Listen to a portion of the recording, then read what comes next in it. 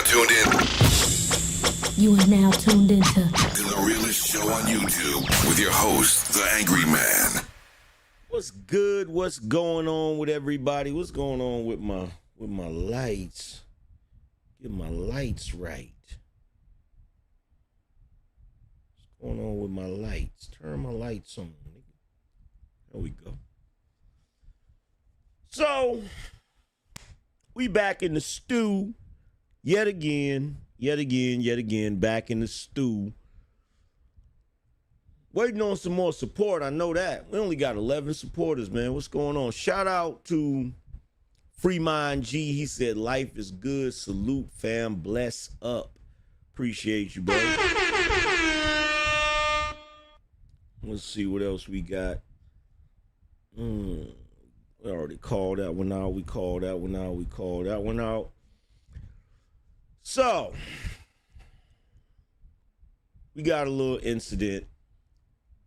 Apparently, 50 Cent's first baby mama, Shaniqua Tompkins, has decided that she wanna, I guess, expose 50. I don't know. Like, she wants to retell 50 Cent's story, you know what I'm saying, from her perspective. And look, I'm going to play the video. I don't know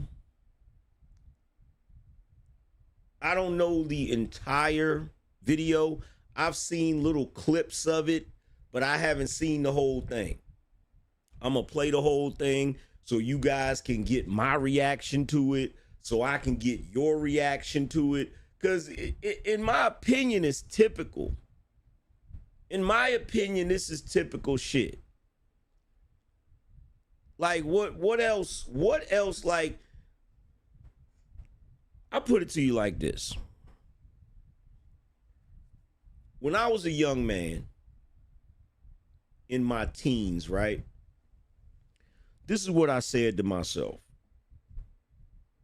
I said, I want to make sure that whoever I decide to get in a relationship with, whatever chick I decide to date, marry, have children with, I said, I got to make sure I pick the right woman.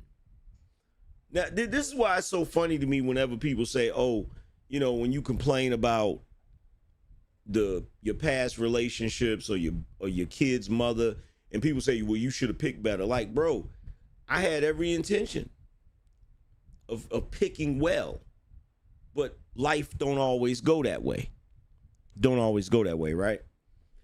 But I remember telling myself, I'm like, okay, so I want to make sure I pick a good woman. And the reason why, I'm going to tell you what the main reason.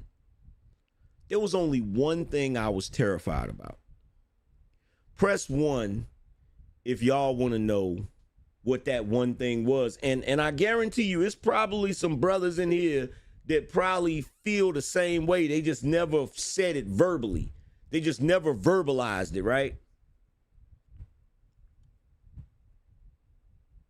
I said to myself, I better make sure I pick a good woman, especially a woman that loves my funky draws. Now why? Because typically the women outlive the men. So if the women typically outlive the men, that means they're going to still be around to tell your story.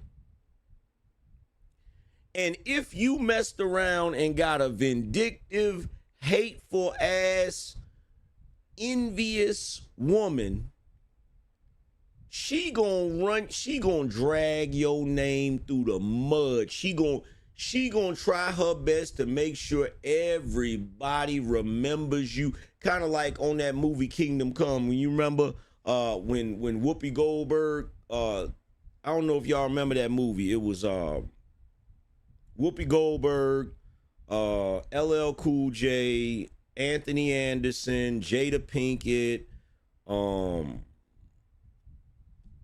Vivica A. Fox, right? When the preacher asked what he wanted to put on the tombstone, she was like, mean and surly. Like, she wasn't going to say nothing nice about that man. Nothing, bro. Absolutely nothing. And that was my biggest thing. Now, fortunately for me,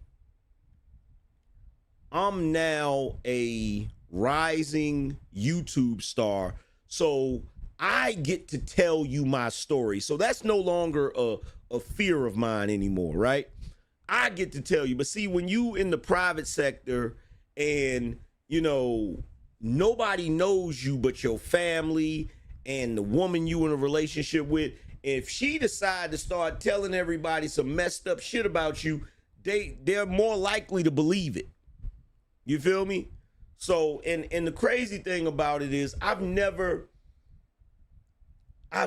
seen a woman that was with a dude that became famous, and then after they broke up and were no longer together, that woman had nice things to say about him. I've never seen that, bruh. I've never seen that. I've never seen it. Every time that a woman has been with a dude that gets a ridiculous level of success and they're no longer together, she usually drags that nigga's reputation through the mud. And it's usually out of frustration because they can't benefit from that individual's money, fame, and whatever else, right? That's what I think. You feel what I'm saying? That's what I think. Y'all can correct me if I'm wrong or not. Shout out to Hollow Ninja, said, didn't she write a dumb book already? I see what it is. After further examination, Dr. Hollow Ninja diagnosis 51st baby mama with stragger brokenness. Keep your head up, my broke and rich brothers. Yeah. Bruh. I'm gonna play it. And of course, I'm gonna stop it periodically to give my commentary and things of that nature, right? Shout out to Delin, said, my nightcap show, appreciate you. So without further ado, let's play this video.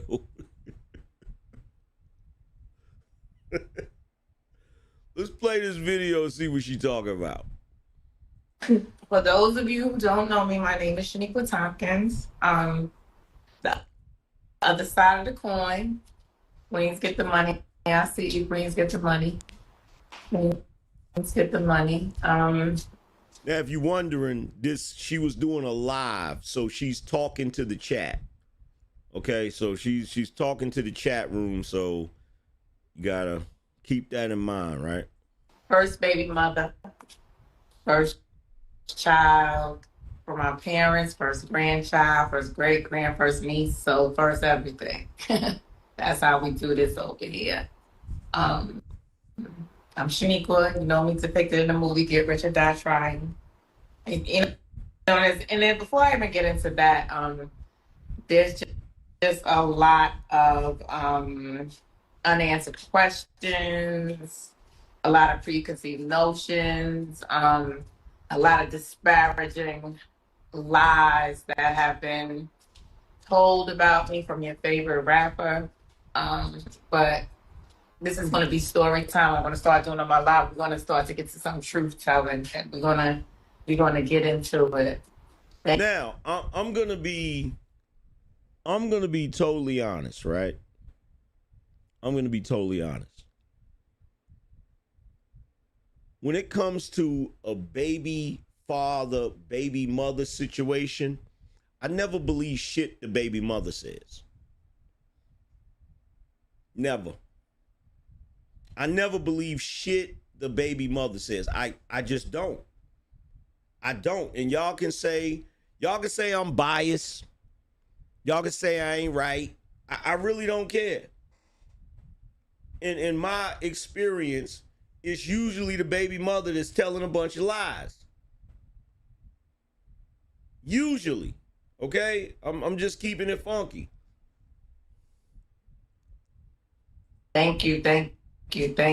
And we're gonna get into it. So, like I said, I'm Shaniqua. I'm Charlene from the movie, and what you can see, I was depicted in a great light. Now let's pause right there. She said in the movie Get Rich or Die Trying, she was portrayed in a positive light. So here's my question. If 50 really got something against her, why would he portray her in a positive light in the movie? Why would he portray her as being supportive, loving, nurturing, caring? Why would he portray her as that if he had something against her?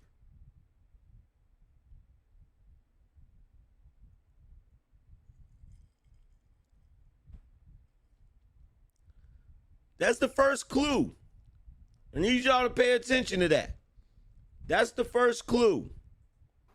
I was with 50 for about 12 years. We have one son together. I have an oldest daughter, eldest child, Mia. I was the one who took care of him. I was the one who took him to my mom's house when he got shot. Saved his life. I was the one before he got shot and he signed with J&J Records. I was the one who was taking care of him financially, was working 18 hours a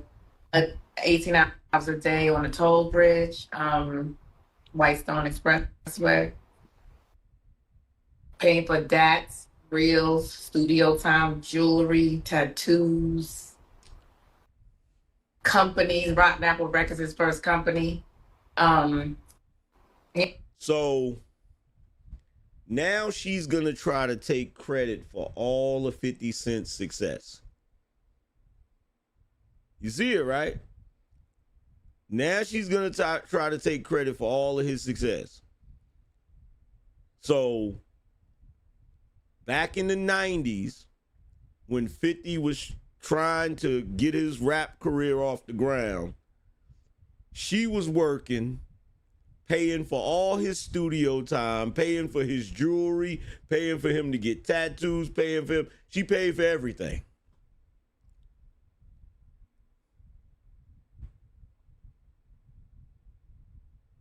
And I'm trying to understand, like, if she was paying for everything, what was the point of him selling drugs? What was the point of him doing that?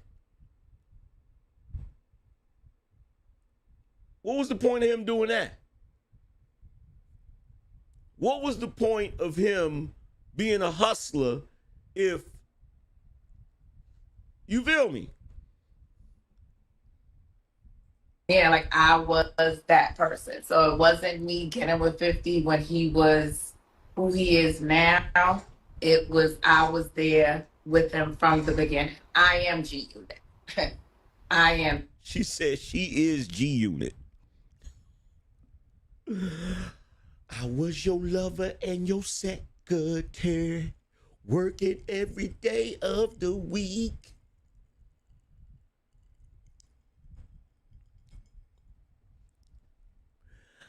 I would stop breathing if you told me to, helping you get on your feet.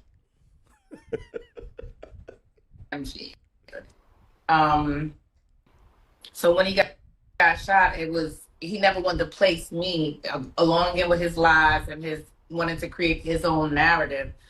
But Marquise and I were there when he got shot.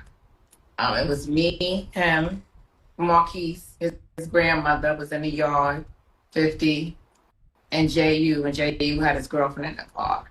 Um, and we were there with no shots right now. And we're going to get more into that. We're going to get more into that. So you're going to get to know me during these lives, and you're going to get more into that. So I don't know what topic y'all want to go into first. What's hot, what's not. I don't know if we're going to go into the Diddy trial, Daphne Joy, because that's how this all started, was with the queen from not Philippines comment that I made. Because I'm getting DMs, even though, of course, you could tell I'm from Queens, I'm not from the Philippines, but I was getting a lot of DMs and people thinking that it was me. Okay, so you're saying remove the comments. Okay, so how do I do that? Let me see. Oh, well, y'all saying remove the comments. Well, hold on. I don't know how to do that. Wait, hold on.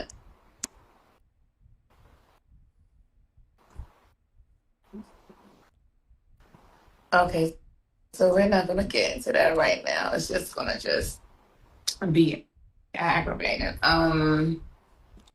Abundance said, no one thought it was you.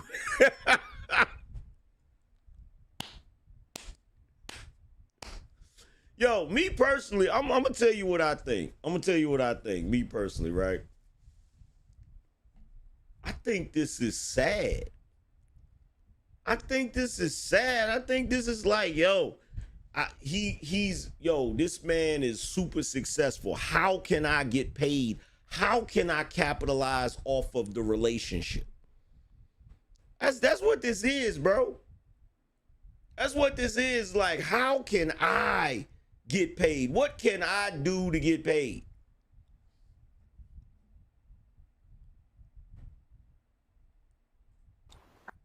I forgot where I was at. So that's how it came about. The Queen from Philippines comment. We all know the Diddy trial is going on, and we all know my son's father is not happy with it. Like, he's not happy. But what Daphne is doing is indicative to her character.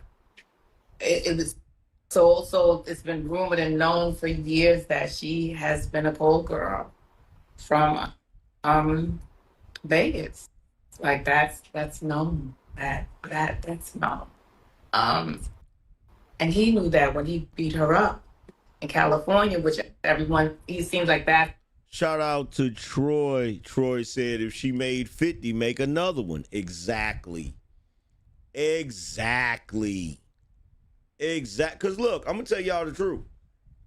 Look, for every last one of you dudes out here, okay? For every last one of you dudes out here that's in a relationship with some chick while you're on the come up, a lot of times what's keeping you from really popping is that chick. But what's going to happen is once you and that chick go your separate ways, and now you no longer have that weight dragging you down, and then you take off and become successful, she gonna be bitter. She's gonna be bitter. And she's gonna try her best. She's gonna rack her brain trying to figure out how she can take credit for you being successful. I promise you. They got that shit from that Waiting to Exhale movie, bro. Like, a chick think because she a secretary, that mean that she's responsible for the success of a lawyer. How does that even make sense? How the hell does that even make any damn sense?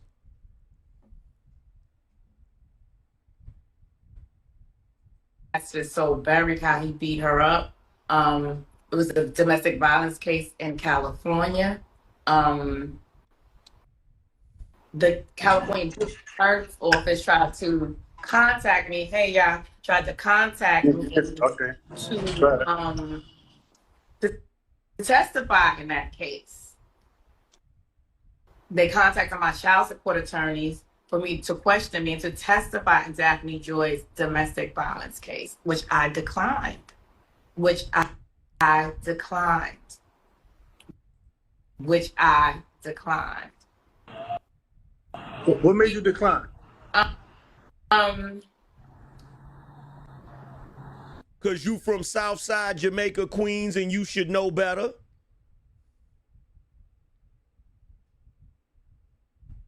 I can answer that for her. Cause you from Southside Jamaica, Queens, and you should know better.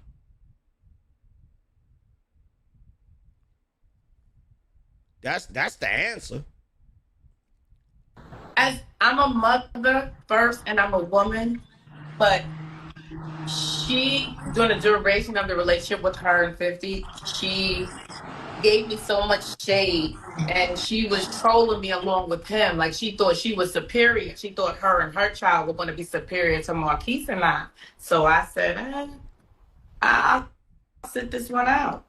But did she ever come at you and like troll you in any kind of way? Yeah, she always the subliminals all the time. Absolutely. On I can't remember. I would have to go back. I snapshot and I save everything. But it used to be on Twitter all the time. She would just throw the subs, the subs, the subs. So and I could understand it because it's like I left him. I don't want him. I don't communicate with him often. So I could not understand why she was upset about you have him, so you have a child by him. So I'm not in the scenario, so I can understand.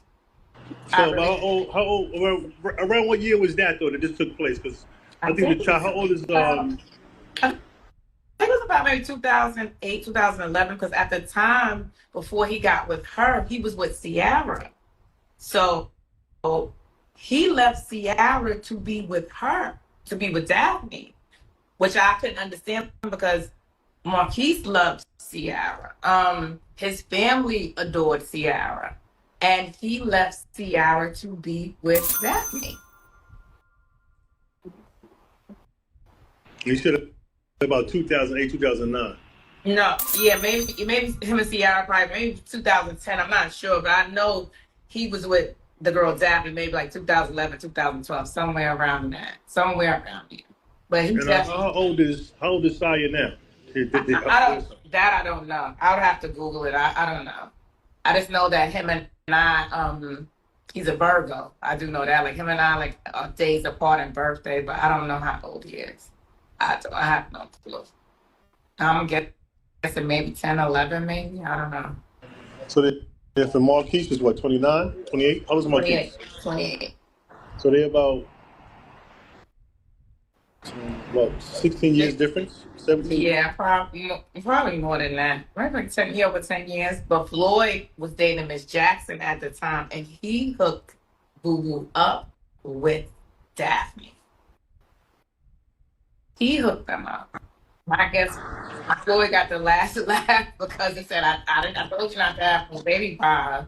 And we all see, if you go to Floyd's page now, which we all know Floyd is his best friend or was his best friend, on his page now, Floyd has a post saying to Boo Boo, and the first line he says in that post, you're just mad because Marquise's mother don't want to be with you. And I'm assuming we all know if you have a best friend, your best friend knows all your secrets and who you care about. And that's what Floyd said first line out the gate. Why do they think, bro?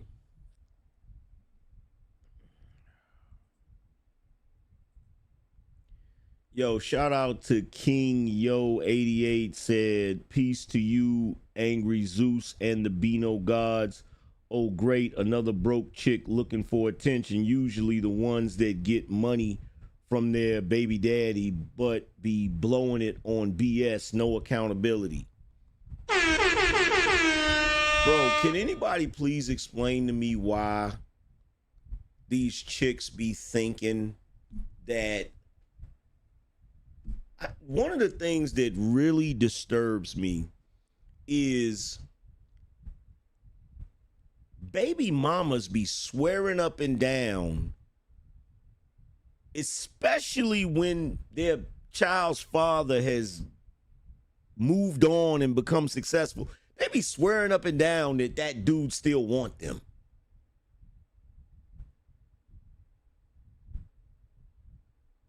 And for the record, check this out. For the record, I'm gonna show y'all something real quick. I'm gonna give y'all a gentle reminder of who 50 was just with and broke up with.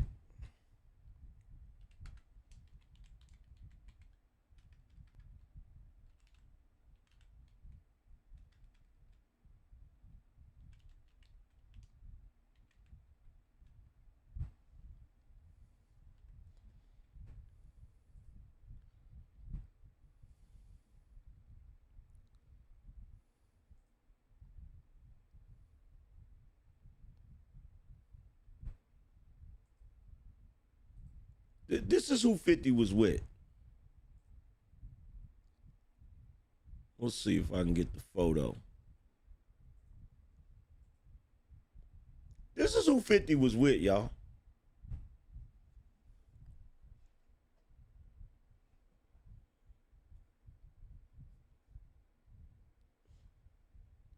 This is who 50 was with. But his baby mama think he still want to be with her.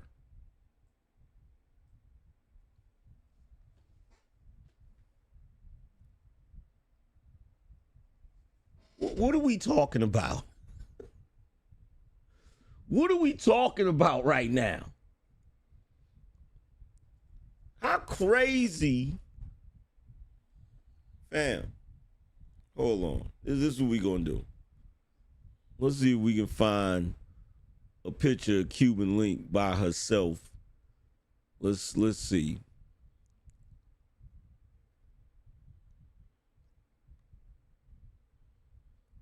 Matter of fact, let's see if we can just go to her Instagram.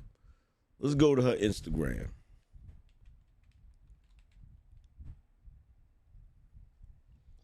Let's go to her Instagram real quick.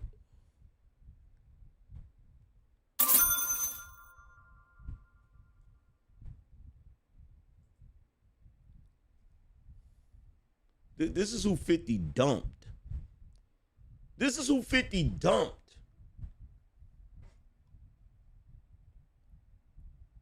But he still want. Like, does anybody believe that? Anybody? Is there anybody in this world that believes that? Is there anybody in this world that believes a man as rich as 50 Cent, as popular as 50 Cent, as many options as 50 Cent has, that was dating this woman and dumped her, still wants his baby mom?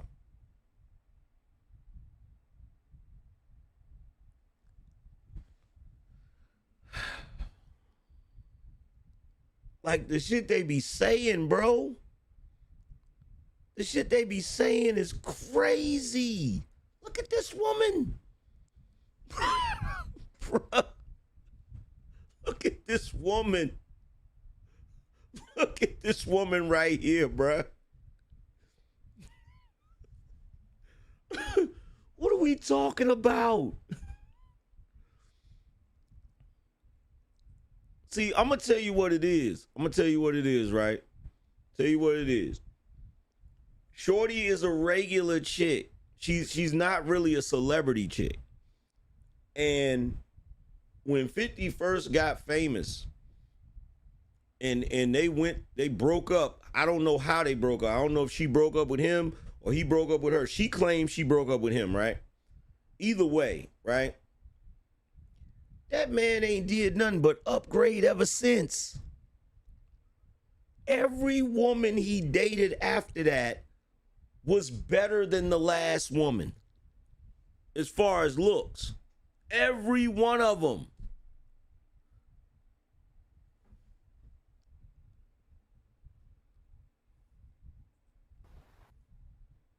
So being a Floyd, what was the fallout between Floyd and his son's father about? 50 wanted to try to get into the boxing business. So as I don't know if everyone knows, like I was very close with Floyd's children's mother, Josie Harris. God bless her dead. I love Josie. Sweet, fun, just all around great person. I just wanted to say that. Floyd, I mean, Boo Boo wanted to get into the boxing business. And Floyd is like, no, we're friends. Like you have your business, I have my business, but he wanted to get into the boxing business. So he thought he was gonna Josie told me he went to Floyd's parents. Like if he was asking for a hand in marriage, you know how you go to a girl's parents to ask for their hand in marriage. So he went to Floyd, like, I just want to have your blessings. I want to get into business with Floyd, and Floyd was like, no, he wanted to just be friends, and that's what Boo Boo would say. Boo Boo would say, oh, Floyd want to be. He was telling me Floyd want to prick fingers and be blood brothers, like, because he wasn't genuine in a friendship, so. Now, here we are with yet another discrepancy in the story. Remember when she said towards the beginning of this that she said she broke up with 50. She don't want 50 no more, and she ain't in contact with 50. If I remember correctly, 50 Cent's friendship with Floyd Mayweather didn't start early in 50's career. It was later in his career. So if she's not in contact with 50, how would 50 tell her that Floyd want to prick fingers and be blood brothers? Like, how would that conversation come about?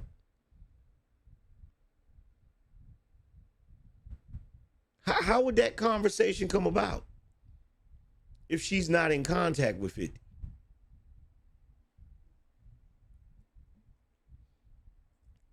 Shout out to Hollow Ninja says, stragger brokenness when baby mamas or single mothers are seeking a way to destroy their baby daddy because they are broke and need to make ends meet.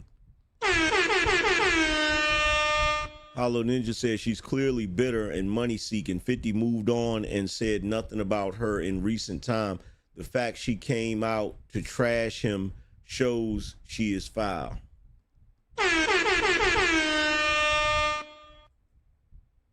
Shout out to Mr. Lone Star said, why does she think folks want to hear from on her that it was supposed to be me attitude is oozing from her pores, shaking my head.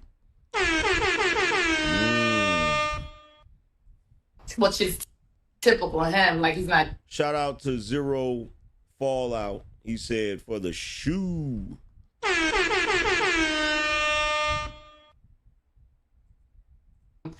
Prick fingers and be blood brothers, like, because he wasn't genuine in a friendship. So, which is typical of him, like he's not genuine in any relationship. As we can see, he can't maintain a personal relationship with anyone.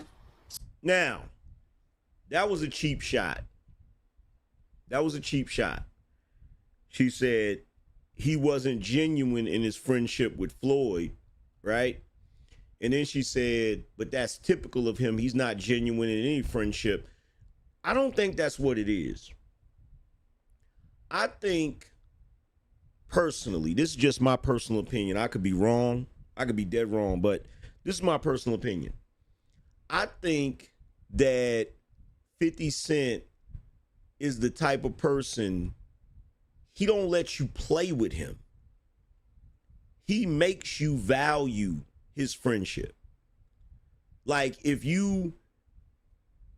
I heard Young Buck say to him on the phone in that conversation when Young Buck was crying and shit. Because keep in mind, Buck owed like $250,000 in back taxes. 50 paid that shit for him, right? He said on the phone, he said, 50, I know how you are. I know when you stop messing with somebody, you don't mess with them no more. It's a wrap, right? I think 50 is the type of person, he don't let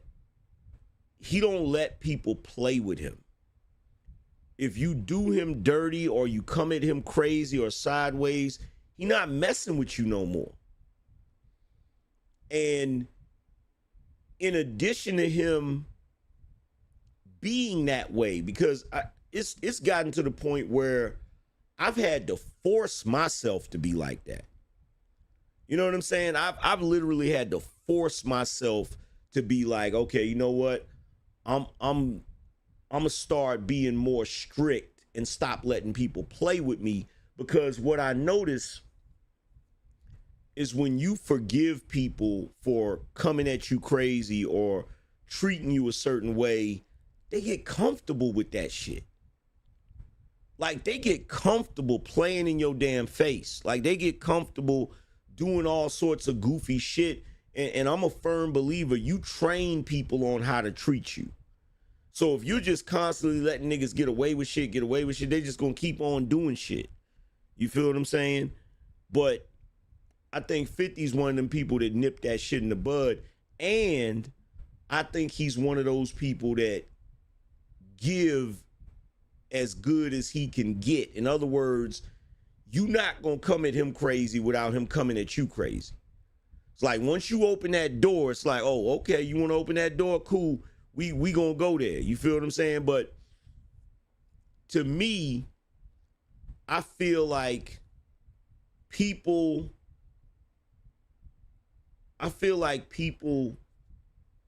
have this thing where they get mad at you because you won't allow them to abuse you mentally or take you for granted. It's almost like the only way you would understand this is if you've experienced it, where people literally get upset with you because you won't let them take advantage of you. It's like they're looking at you like, well, why won't you let me take advantage? Or why won't you let me spitefully use you? Why won't you let me do X, Y, Z? You feel what I'm saying?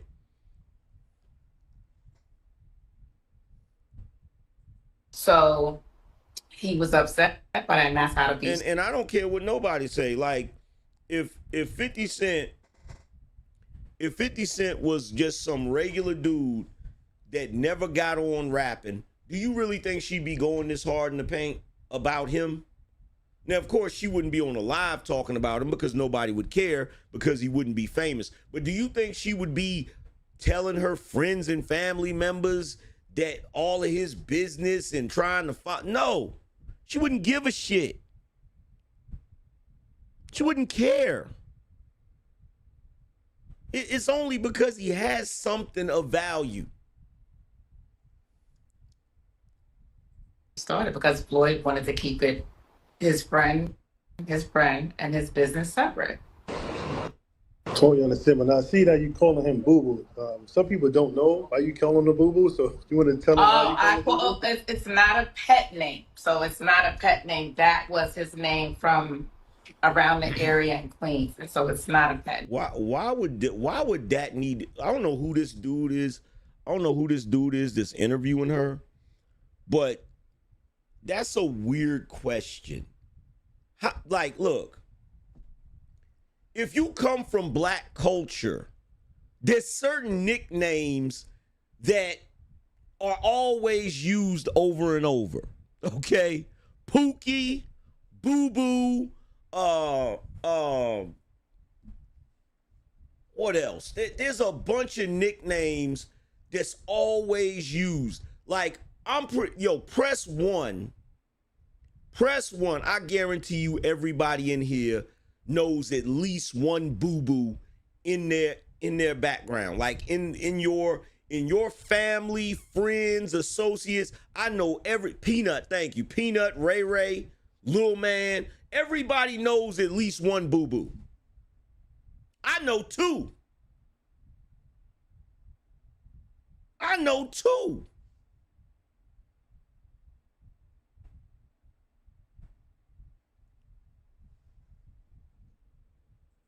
So it's not like, oh, my Boo Boo. No, that's what people call him, Boo or Boo Boo. You know, Boo from 134 and God Bro. So it's a nickname. And that's one of them nicknames you get when you a kid. Boo Boo is a nickname you get when you a kid. You feel what I'm saying? And them nicknames tend to stick with you. You know what I'm saying? Those nicknames tend to stick with you. Been around for a while. So let me ask you a question, because people want about this is going to be widespread at this point because of what happened last week. What made you want to do this now? Why now? Just tired of 50. Bruh, every nickname y'all saying, I know at least one person with that nickname. I know at least one person with that. I know somebody nicknamed Red. I know a Ray Ray. I know a couple of Pookies. I know a Tootie. Matter of fact, everybody call her Tootie Bop. I know a Junior. I know a D. I know a DD. You feel me? Big Mike.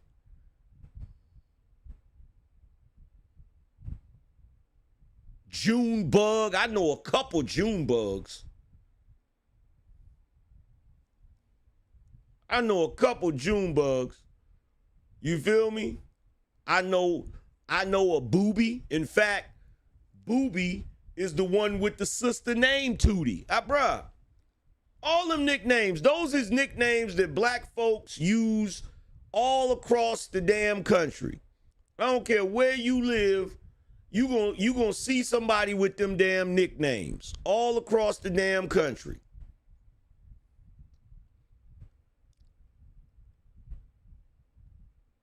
Juju, Bubba, Tink, all them nicknames. Tater. I got a cousin nicknamed Tater. Kiki. All of them nicknames, bro. DJ, I know a few DJs.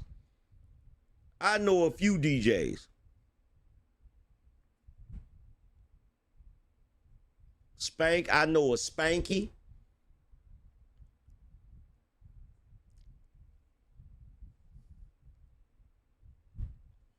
I know a Spanky. Bam Bam.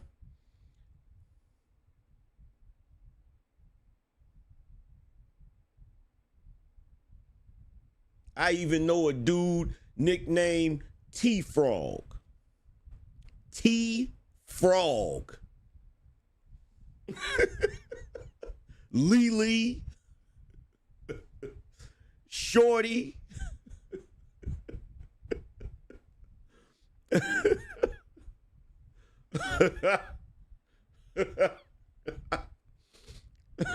Riri.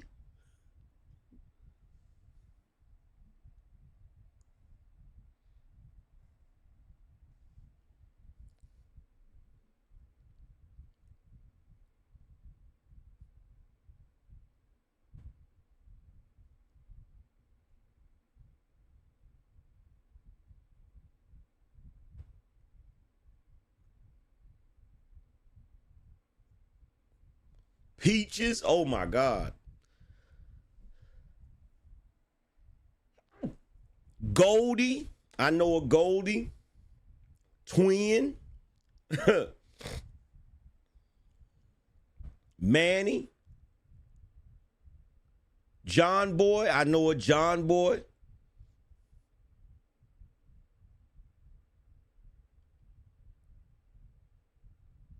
Bebe. Definitely know a Bebe.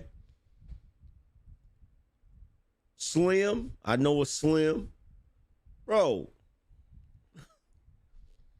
Boogie.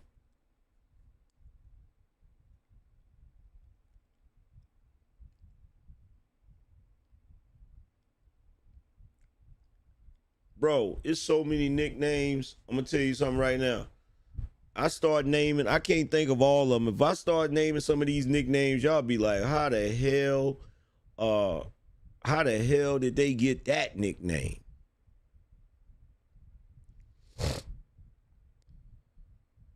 We gave one chick this nickname because she had a flat booty. We used to call her Shorty Shit Stain. Shorty Shit Stain.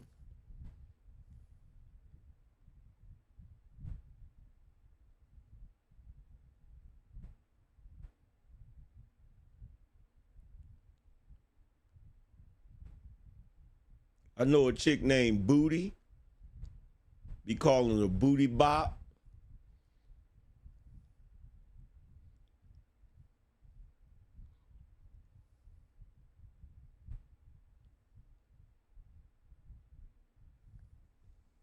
Day Day. Yep.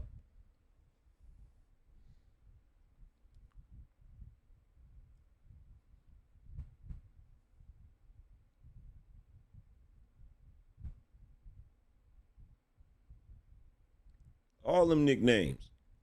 I'm controlling the narrative. Tired of him controlling the narrative for so many years and lying. Like, just it's nothing else. We always say it's three sides of the truth. But the truth is, whatever the saying, how it goes. He's just a liar.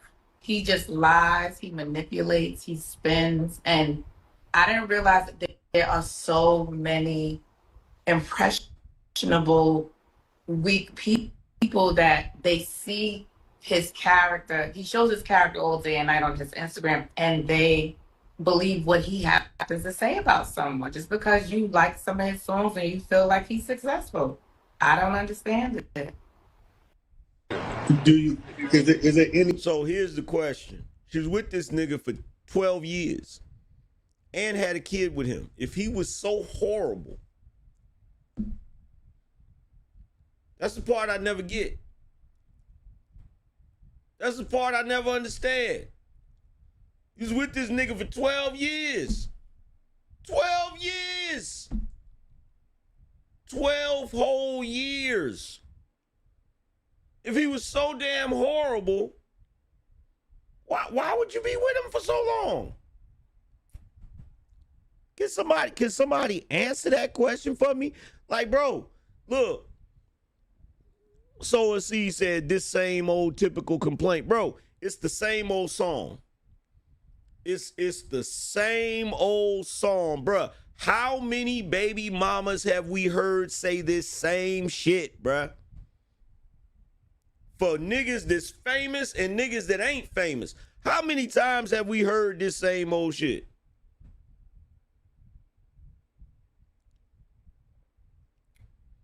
How many?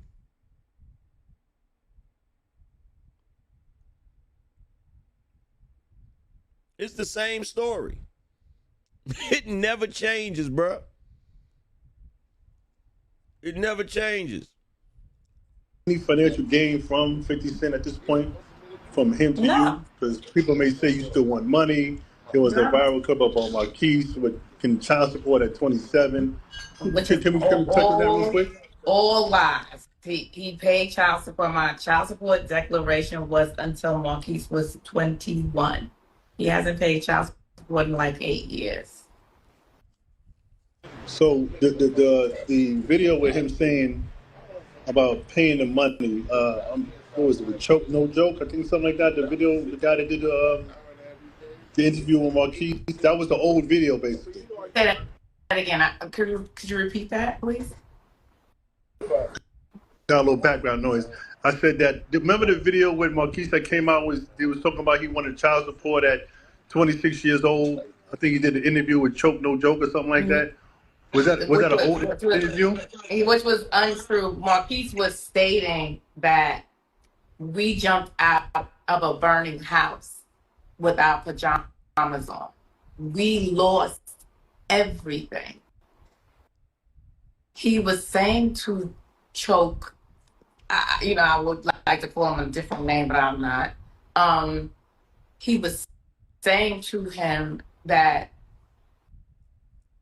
I had to start my life over with nothing with $6,700.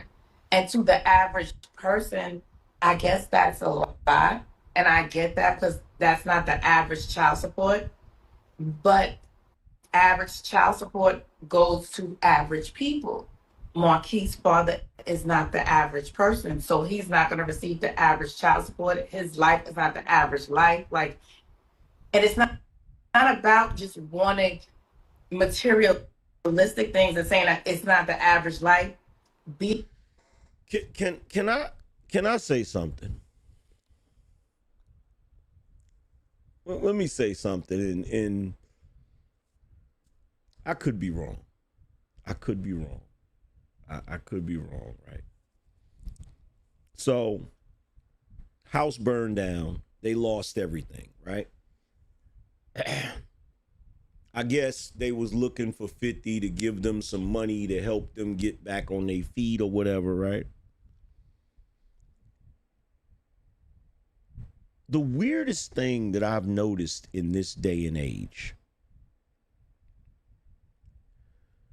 back in the day, if you were in a family where you had a rich relative, let's say your father was rich or your grandfather was rich or your uncle was rich or whatever back in the day, you did everything in your power to appease that person. You never disrespected them. You never talked crazy about them. Whatever they asked you to do, you did it. You basically bowed down. Because you knew that if you start talking crazy about that person, they was going to cut you off financially.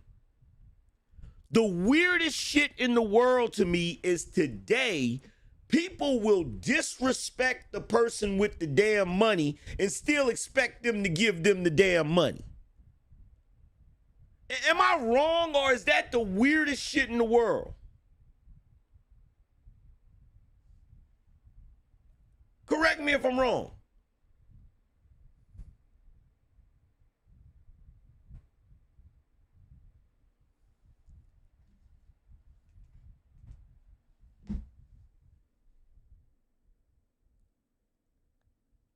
Focus said they call that financial abuse. And shit, I call that the perks of being the boss. That's what I call that. I call that the perks of being the boss. You feel me? That's what I call that. You paid the cost to be the boss. So if you paid the cost to be the boss, everybody around you, they need to bow down or get the hell on. Kick rocks. Kick rocks.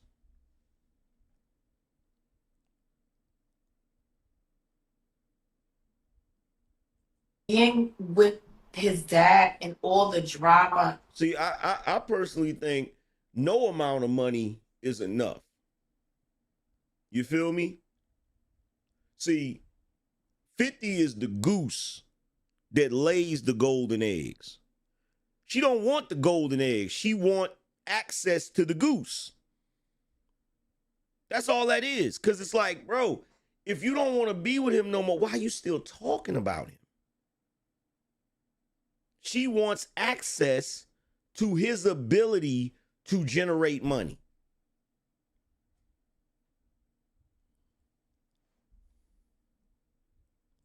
And chaos that comes with it.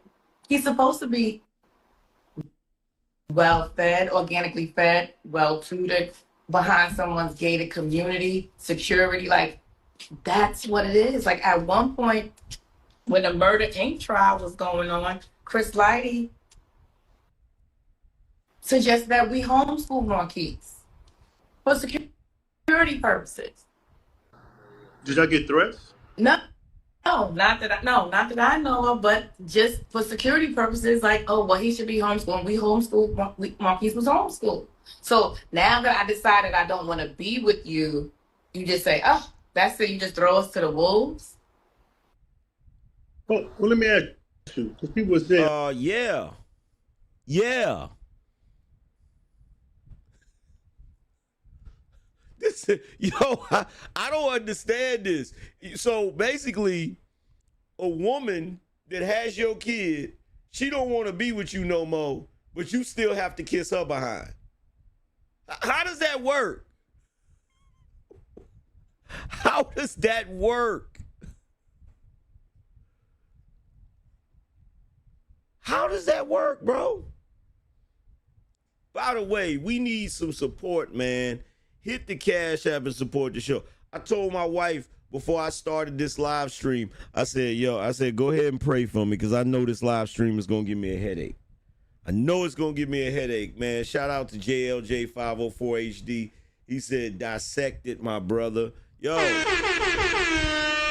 hit the Cash App and support the show for my pain and suffering. BINO Nation, what's going on? I gotta start doing my shows earlier. I keep saying that.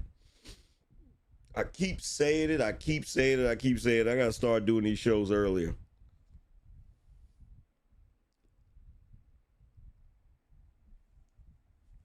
Yo, shout out to Global Pastimes. He said supporting the show, bro. Yeah, we're going to touch on a few things because the home burning, we'll get to that in a second. Why didn't you want to be with him? Because at this point, he's a famous rapper. Genuine is clicking.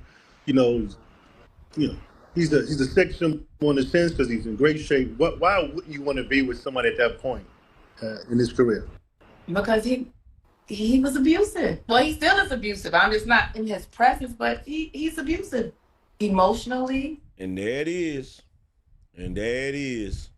Physically, he's abusive. Of course he is. Of course he is. Like, he's an ex-boyfriend. And everybody knows ex-boyfriends, ex-husbands, they're always abusive. They're always controlling. They're always liars. They're always manipulators. They're always narcissists. I've never seen a woman not say that about her ex. Never. I've never seen that. Never. I've never seen it. And I've seen everything. I ain't never seen an elephant fly. I ain't never seen a strag not tell a lie. I ain't never seen it. Bro. And the last straw for me was he hit me in front of my daughter. And I said, as a mother, if I allowed her to see him hit me and stay with him, what example am I setting for my daughter? And that's when that was it for me. It was that and another incident with Marquise. So it was two incidents, but it was kind of close. And there was another incident with Marquise. Yayo, and Banks used to have an apartment they used to share in Manhattan. And I went to pick 50 up from. Shout out to Global Pastimes. He said, your pain and suffering. Appreciate you, fam. So Marquise told me that I guess like he had a girl there, like, a girl that, he just told me something. So him and I got into an argument. He beat the mess out of me and then told Marquise, see, it's your fault. I had to whoop your mother's ass.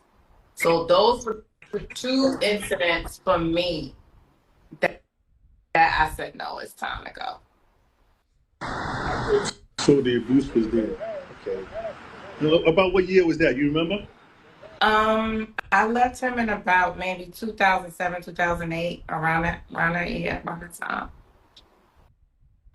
So basically, it was from you to Sierra, then to the most recent. He definitely had different holes in different areas. Because let's say if Marquise was with him, he had a different woman with him. But that's not none of my business. But Sierra was like his main girlfriend at the time, which Marquise like really, really liked him. Like he always had. And by the way, it's so crazy. Marquise always expressed how much he liked Sierra. But when he met Daphne, I never forget, we were visiting New York, and his dad and Daphne was staying at his grandparents' house, and I was staying at my grandmother's house.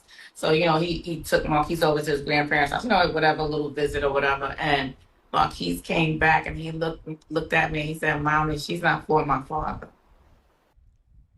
And I said, well, why don't you tell you that? Tell him that he's not. She's like, she's just. I said, well, is she nice to you or did she disrespect me? He's like, she didn't do anything to me. She said, she's just not for my father. And that's what's so crazy. Like, he didn't like her from the jump, but like I said, adored Sierra, but didn't like her. I don't want to say he didn't like her. He just said that whatever he said, I don't know if it was like a discernment. He just said it. She just wasn't. Was that? Now, I got a quick question before we get to the home burning situation, which is kind of deep. Um, that wasn't the first time that he abused you, was it? No, but no, but when it filters out in front of the children, like no, like the first time he ever hit me, to be honest, was I'm gonna talk about this. This is a lot of cathartic moments and stuff, but um, the first time I don't even think I've told you this. The first time he hit me, I don't think I know. The first time he hit me, I was pregnant with Marquise, belly out to here. Well, let me. Let me tell you something.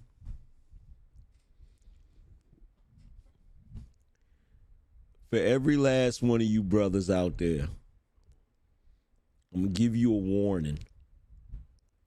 Matter of fact, I'm going to break something down for you. Press 1 if y'all want me to break down why black men run from success. No, but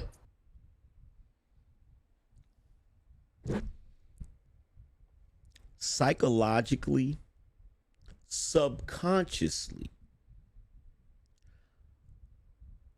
better yet, let's put it this way. I believe psychologically and subconsciously, black men self-sabotage out of a fear of being successful. The reason why I say that is because if you really think about it, the only way that a black man can avoid being punished is to continue to fail, which is weird and really messed up because failure is its own punishment.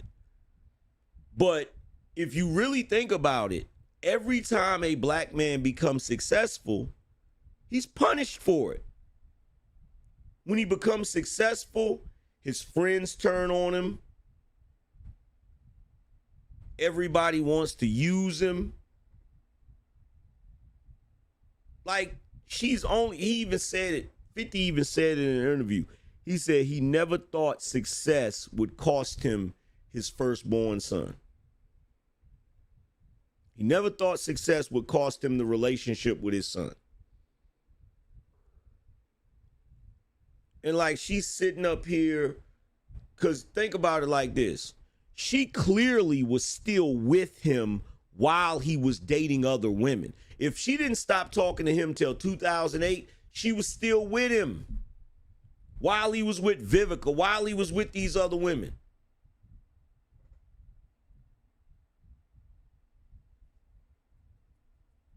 I'm going to tell you what happened. She stopped playing her position.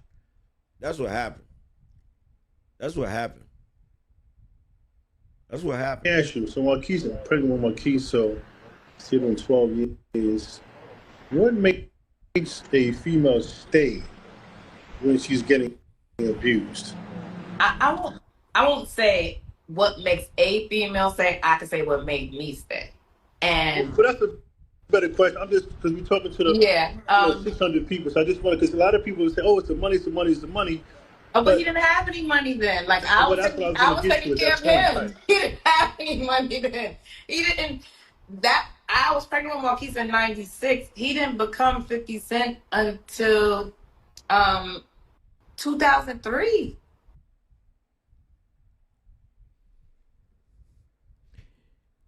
And here we go. And here we go. She said he didn't have any money. He didn't become 50 Cent until 2003.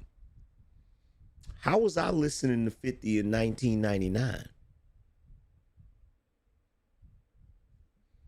How was I listening to 50 in 98 and 99? Was anybody else in here listening to 50 in 98 and 99?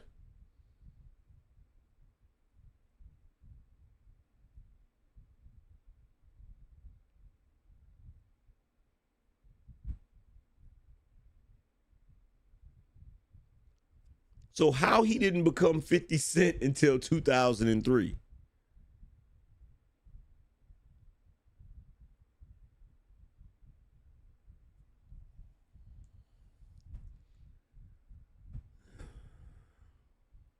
Hold on, let's see if we can look something up real quick.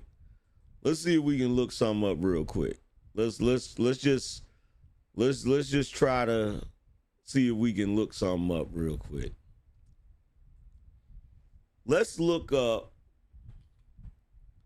the In Too Deep trailer.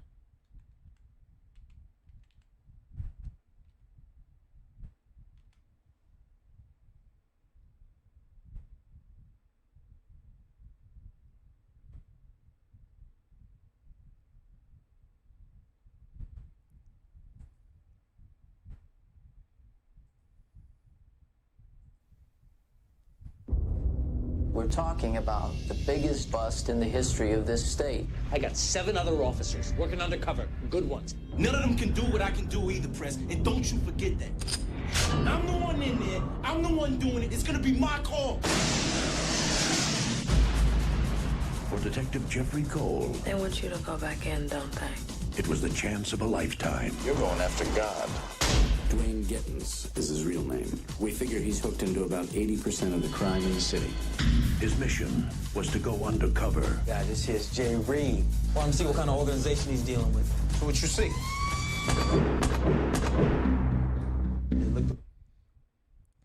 Or is it, wait a minute, is it the In Too Deep soundtrack? In Too Deep movie soundtrack.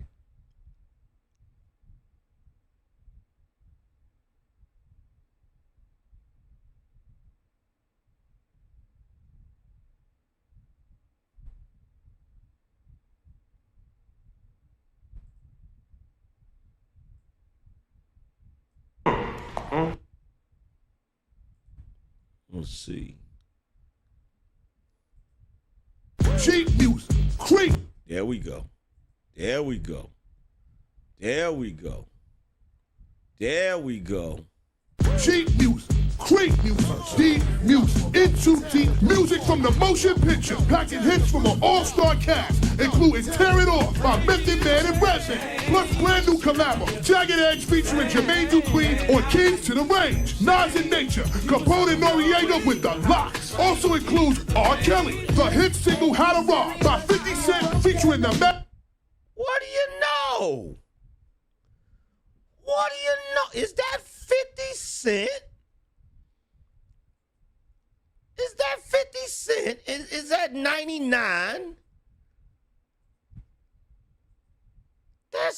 That is definitely 1999. featuring the That is definitely 1999. So how did he not become 50 Cent until 2003?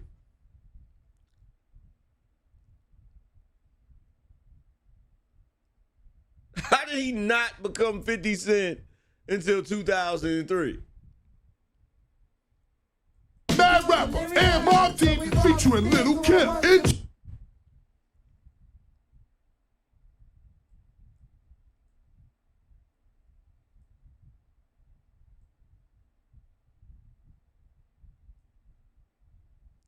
Now, here's the thing with me. I've been a fan of 50 since forever. In fact, you know how long I've been a fan of 50?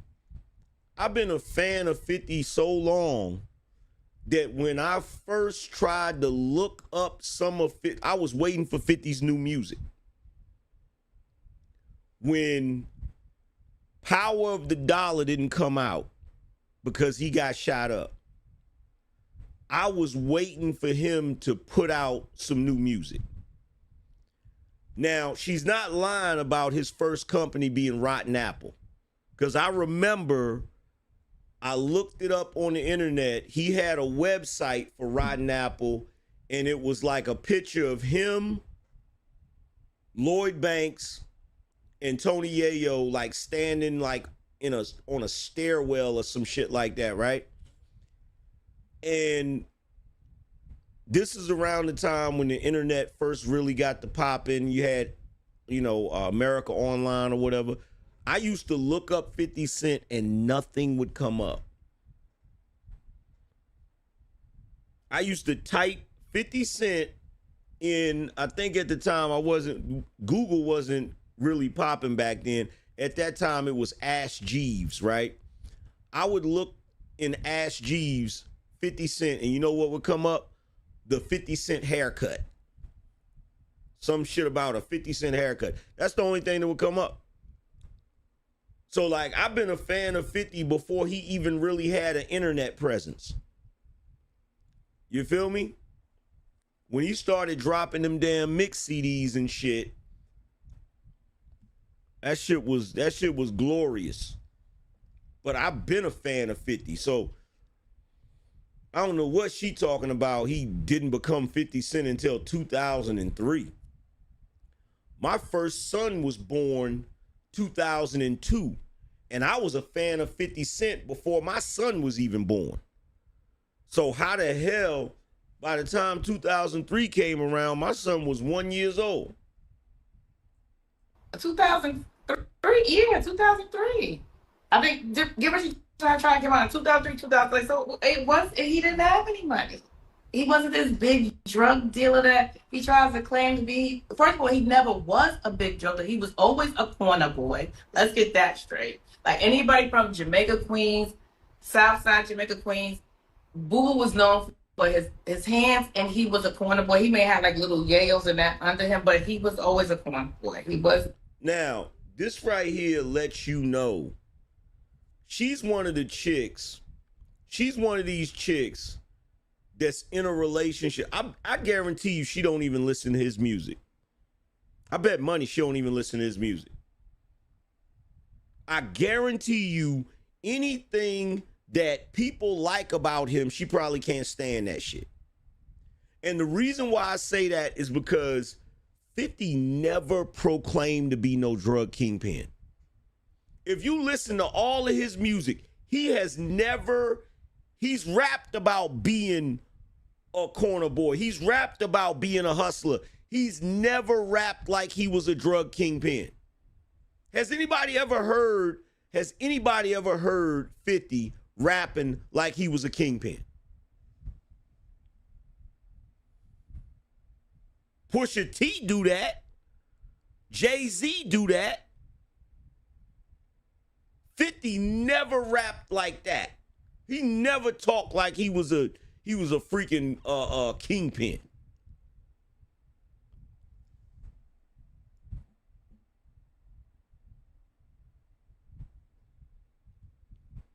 No big time drug dealer, and he wasn't that. Not discredit him, but like I say, he was known for fighting. He was good with his hands, but he was never no big time drug dealer. He had a nice when I got with him. He had a Land Cruiser, then he got the big Benz, and I guess maybe that gave the facade that he was this big time guy. But everybody from the neighborhood used to look like you talking to him like he wasn't that guy. Well, he was not. Right. So some of the things that the chat wants to know is how many times did he get shot? Some say 5, 9, 10, 11. Who knows? Do you know how? I asked you what it was. How many times he got shot? Absolutely, I know because I was there. I was there with him in the hospital for weeks, to the point where once he was not in his induced coma. Once he saw I was there, he did not let me leave his side. But he was shot 5 times. 5 times. Once in the jaw, the arm, the hip, and everything else was like little flesh wound, but 5 times. It was not 9. He said he came up with 5. His reasoning to me why he said he came up with 5 was because Tupac got shot 5 times. He said Tupac got shot 5 times, so he wanted to sensationalize it because he didn't want to be compared to Tupac. He wanted to make it bigger than what Tupac was. So let's pause it right there. Let me ask y'all a question.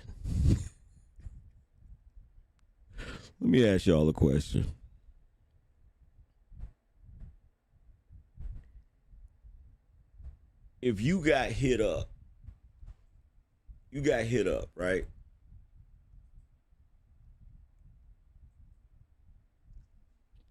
And you say you got shot 9 times. And then somebody says, nah, well, technically you only got hit 5 times. Does that really make a fucking difference? Yo, does that really make a fucking difference?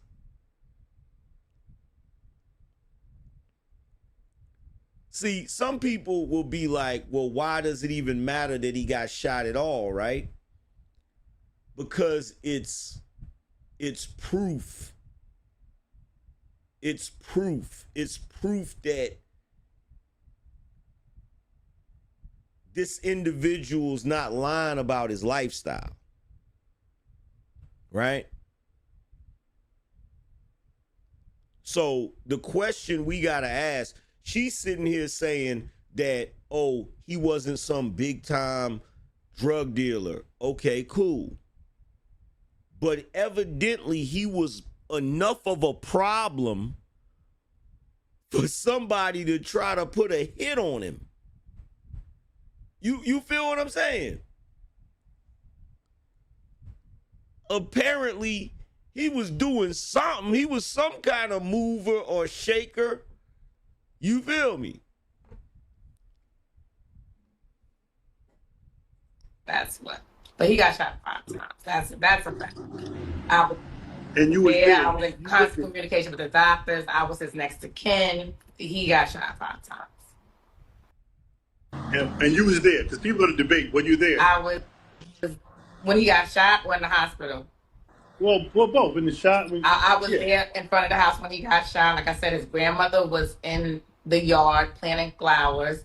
Marquise and I had walked him to the, I can't explain the house, well, I kind of could, but the house had a porch, so he was still like an outside porch. So Marquise and I was standing in the outside porch. JU came and spoke. If you hear even JU's interviews, which, by the way, coming soon, I have so much footage with God. Rest in peace, JU. I got so much footage with JU, and that's going to definitely come out soon. Yeah, we were there. Marquise and I were there. We were there. And he never placed me there. Like I said, he likes to control the narrative. He never placed me there. But Marquise and I were there. We were there, me, Marquise's grandmother, and JU. And JU girlfriend was in the car. His girlfriend at the time was in the car. Just going back in time real quick. So how old was Marquise when he got shot? He was 3 years. He was about 3 going on 4.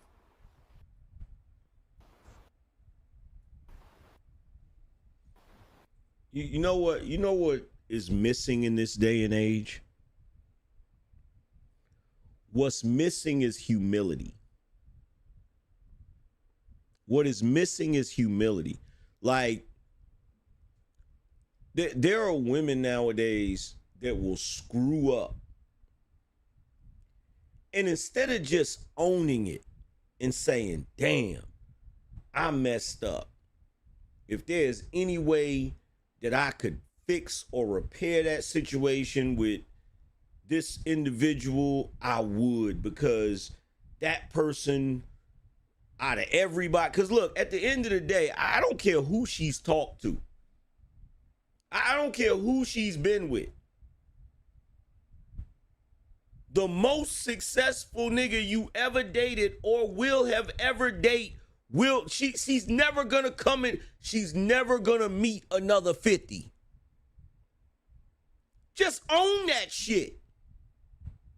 Just own it. Cause look, I'm gonna tell you what be happening, bro. This is what be happening. These chicks get with niggas and their expectation or estimation of the nigga they with is so low.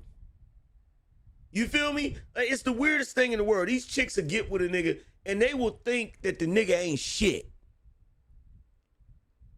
And then when that nigga mess around and pop, and become massively successful, they be shocked. They be like, oh shit, he's successful.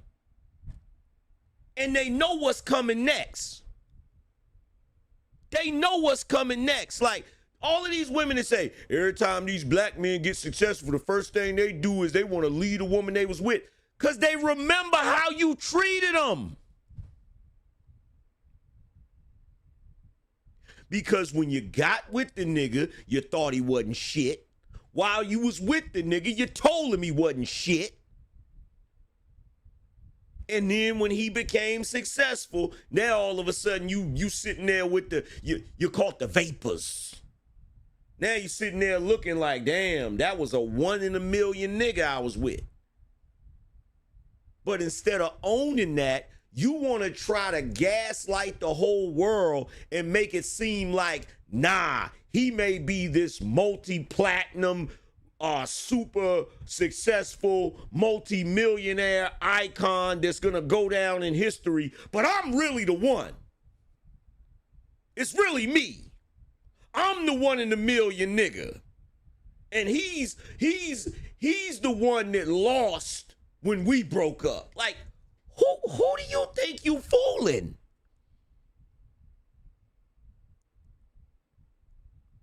Who do you think you fooling? And here's the weirdest thing about this, right? This is the weirdest thing about this. We would never let dudes get away with this shit.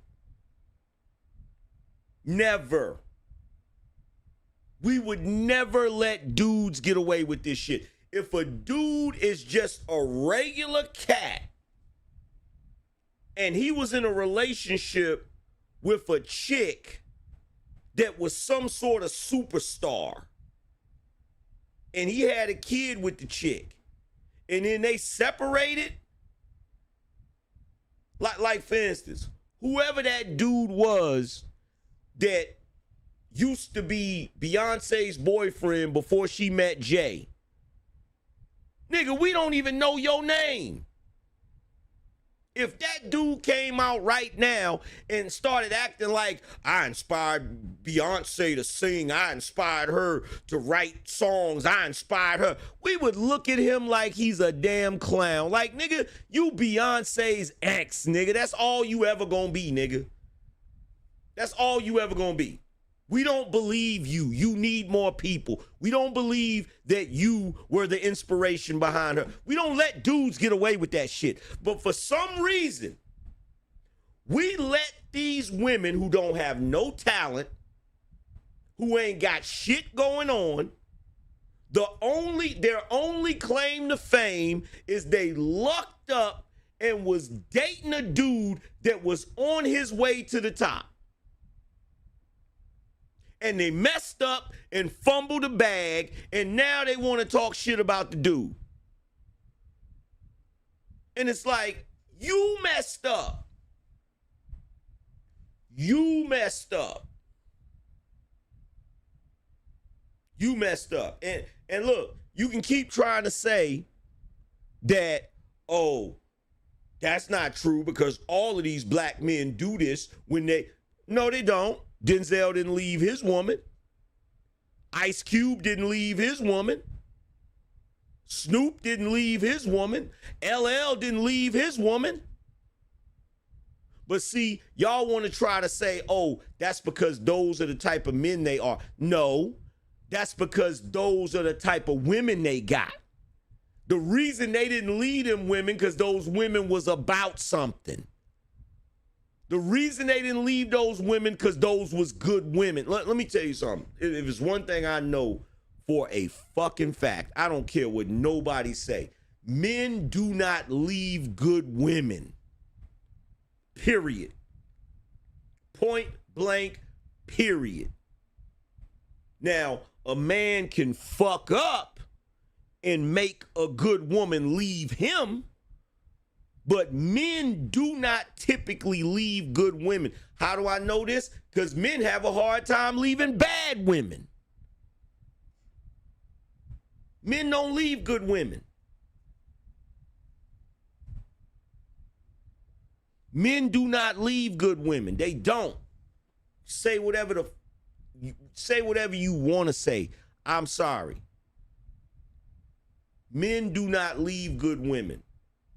They can mess up a relationship with a good woman and she might leave, but men don't leave good women. They don't. They don't. Shout out to Hollow Ninja, said that bulletproof vest and do-rag style belongs to 50.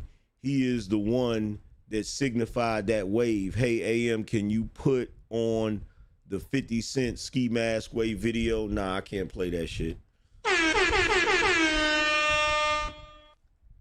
Yo, I need y'all to hit the Cash App and support the show. We barely got any support. Shout out to John. He said, for the show, big dog. Appreciate you. And let's get to the house burning now, because there's a lot of speculation, a lot of stories about the house getting burned down. You want to recap on that? You want Marquise to come in? I think Marquise is in the chat as well. If he wants to, one of the. Well, let me ask you this way: what makes you say he did it, though? We got into a fight that Monday at my lawyer's office. I have a police report. He threatened me.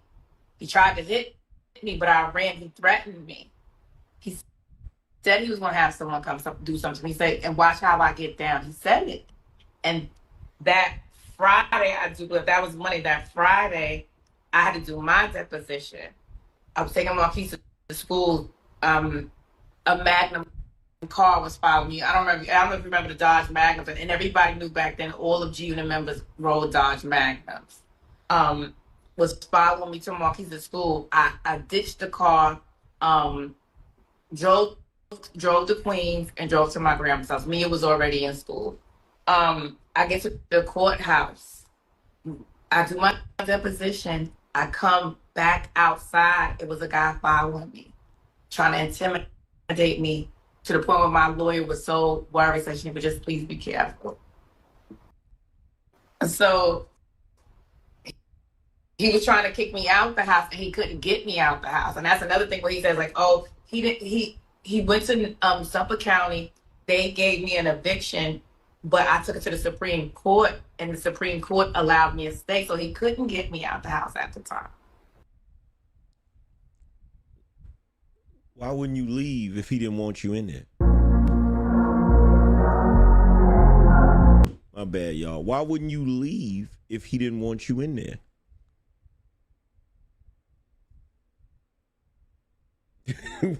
Why would you? My grandmother always taught me never be somewhere that you're not wanted. Why would you be fighting to stay in there if he didn't want you in there? It was his house. He paid for it.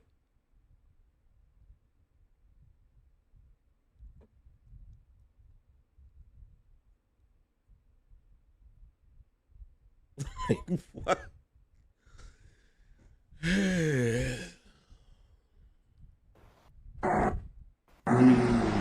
And then his lawyer, and I have in my deposition papers, which once I start doing my YouTube channel, I have to be able to side by side and bring up stuff.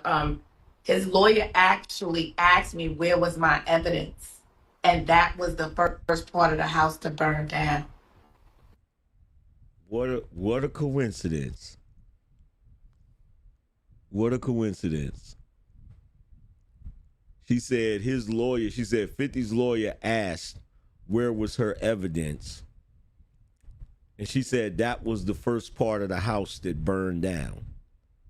So let me make sure we understand this. Yo, I'm so well versed in baby mama logic that it's not even funny, bro. So this is what she wants y'all to believe. She wants you to believe that she has evidence of 50, I guess, threatening her or whatever, right?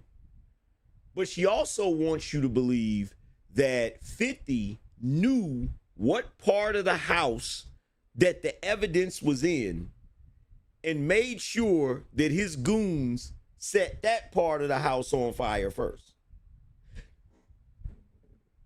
Which is more believable? That happened, or you're telling us the part of the house that burned down was where the evidence is? Which one is more believable? Which one is more believable? The fact that you're lying about evidence being in a certain part of the house because it conveniently is the same part of the house that burned down, or that 50 knew where your evidence was and informed his goons to set that part of the house on fire?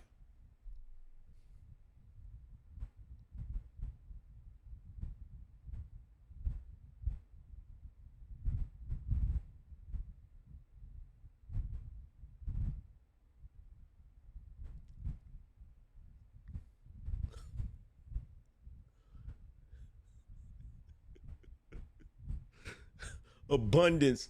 Look, I wasn't gonna say it, bro. I wasn't gonna say it, bro. I wasn't gonna say it, fam. I wasn't gonna say it, but I tell you what, that would be one hell of a strategy. That would be one hell of a strategy.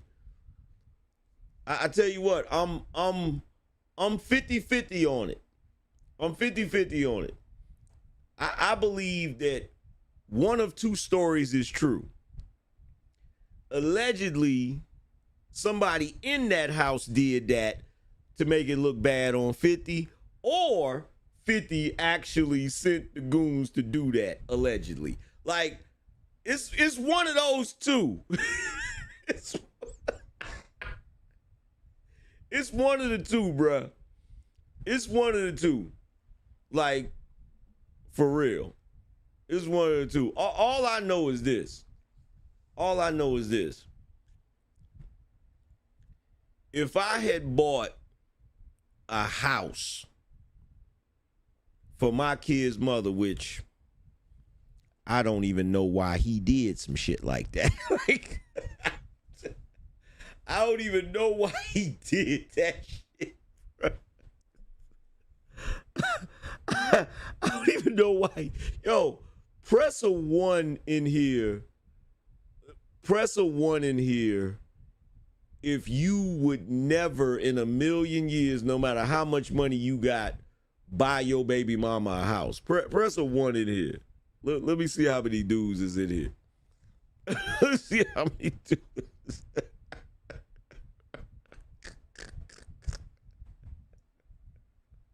A whole house? A whole house. Abundance said, I'm not that mature yet. Bro, I don't think I'll ever be that mature.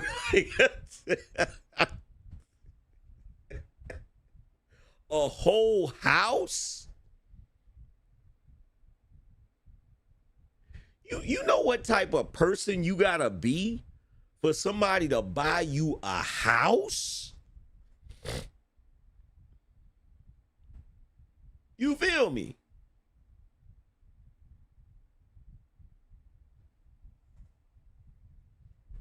You got, man, in my humble opinion, in the world I live in, you gotta damn near be a saint for me to be like, yeah, I'm gonna buy you a house. Like, bruh. Bruh.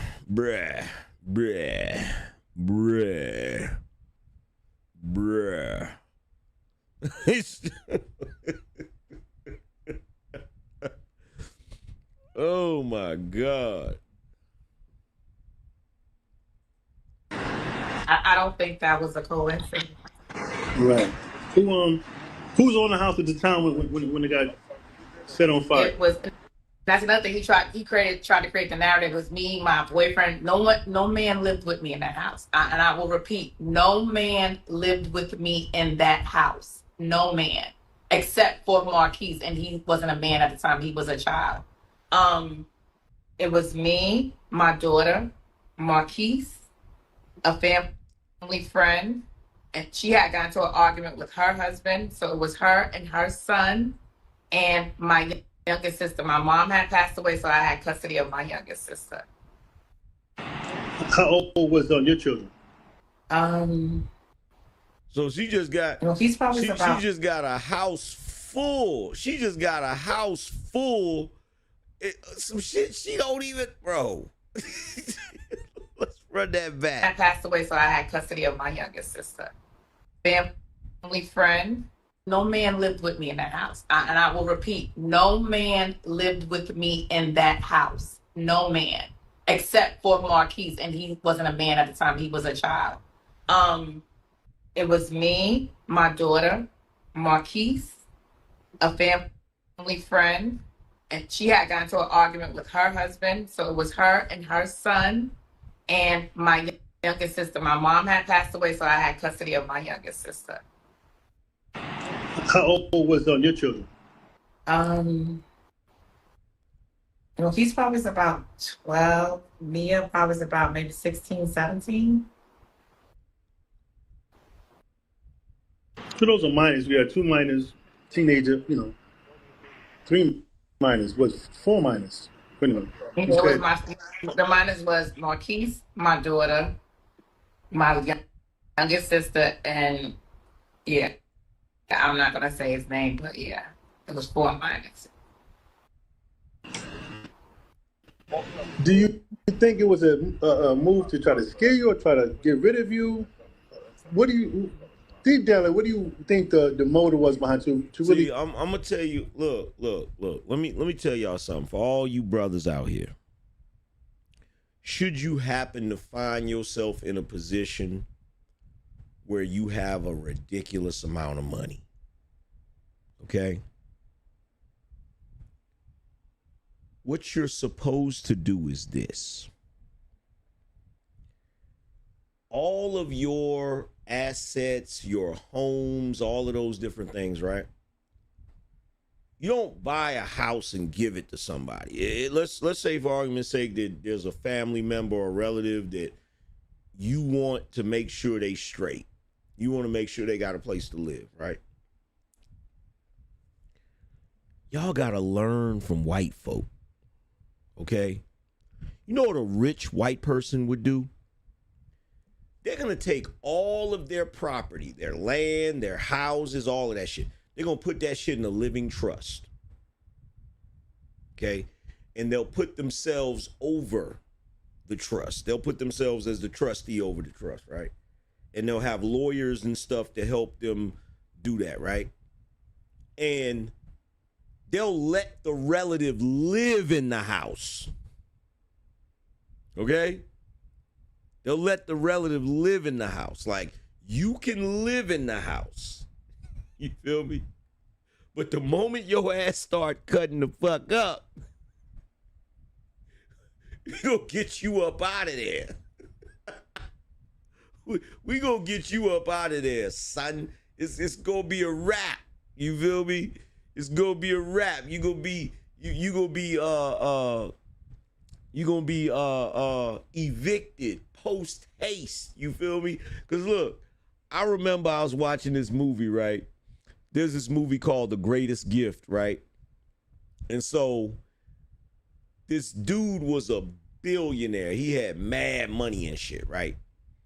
And so he wanted to leave his wealth to his grandson because his son, the one that was actually worth a damn, he had died or whatever, right?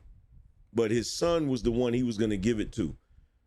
But his grandson, who was the son of the one that died, he was a spoiled brat. So what he did is he cut him off. Like, the will was set up to where he had to do a bunch of things in order to be worthy of his inheritance, right? And so he cut him off. He put him through a bunch of shit, right? And it's funny because his mom was staying in a house that was owned by his grandfather, and the grandson went to the house and said, "Mom, I don't have any place to stay. Let me come in." She's like, "Hold on. Because if I let you come in, I'm going to get put out." I said, yo, I'm sitting there watching that shit. I'm like, bro, white people, when they be rich, they be doing shit on a whole different level, fam.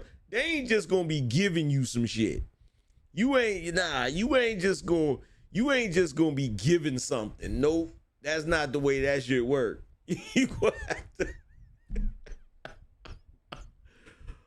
Oh my God.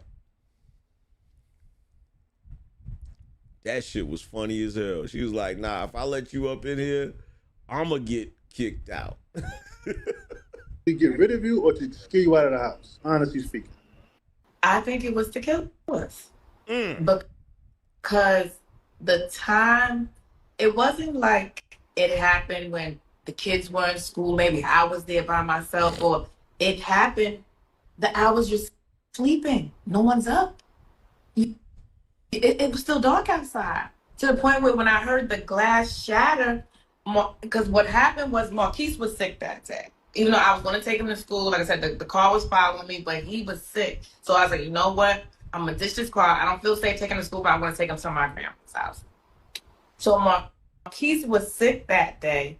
I could not sleep. And that's why I said, I don't want to get all holy roll on everybody, but that's when I say, if you don't know God is real, I feel sorry for you. Because I could not sleep. At the time, I was sleeping downstairs in the guest room. Everyone else was upstairs. I waited. Like I said, a close family friend, her husband, and they got into an argument. So I waited for her, or I slept on the couch in the family room. That's one thing I will admit that I do. I don't sleep at night. I don't really sleep at night. When everybody is asleep, I'm up. And when everybody gets up, then I sleep. You'll never get the drop on me. Never. You'll never get the drop on me. I brought her in the house, set her upstairs, and I stayed in the guest room downstairs. I could not sleep. I kept waking up. And so I said, Marquise is like, let me go check on him, because Marquise had a habit of throwing up in his sleep. So I said, you know what? Let me check on him. I'm just going to just check on him. And I ended up getting into bed with him. I said, let me just keep, because he was kept coughing. So I was like, you know what? I get scared he's going to throw up in his sleep, and choke. Marquise's coughing kept me from being in a deep sleep. But I still was concerned about what was going on. Like I said, people were following me. They were at the courthouse, so I was concerned. But I couldn't quite get into a deep sleep. So Marquise's bedroom was in front of the house. So once I heard the glass shatter, I went to the front of the house, and it was pitch dark. I couldn't see anything. So just in that second, I came from Marquise's room to the top of the stairs. I went down maybe 3 steps, and the flames just shot up to the ceiling. It was just, we couldn't even make it downstairs. So you're the first person that's seen the fire, what I'm getting from this, right? So I heard the glass shatter. So my daughter said, she said she thought I broke something, because all she heard was me cursing. But for some reason, I was so enraged. I was like, this motherfucker sent somebody to burn the house down. So my daughter said she just heard glass and me cursing, so she just assumed that I dropped the glass or something. And I just kicked into action. I just got everybody out their rooms. We had like a little bonus room upstairs, like we had like a couch and a television and stuff. We couldn't go that way, so then we go to my sister's bedroom. So my sister's bedroom had like a little awning, like where the backyard and the pool was. So I kicked out the screen so we could jump down to the awning to jump out. So I saw a man there. So I got a little hesitant. I was like, oh my gosh, what if he's coming to finish us off? And it happened with off-duty police officer. Okay, got it.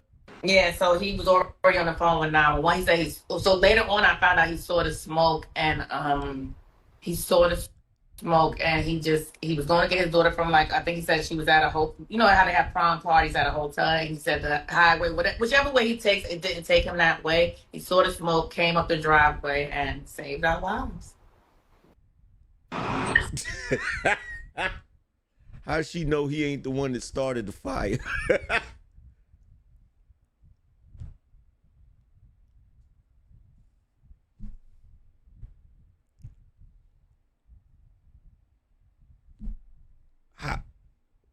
That would have been my first thought. That would have been my first thought. I'd have been like, I'd have been side-eyeing him. You feel what I'm saying? Yo, shout out to Focused. He said for the Tylenol and Advil. Shout out to Jay Miles. He said, here's something for this cookout. Shout out to James. He said, for your pain and suffering.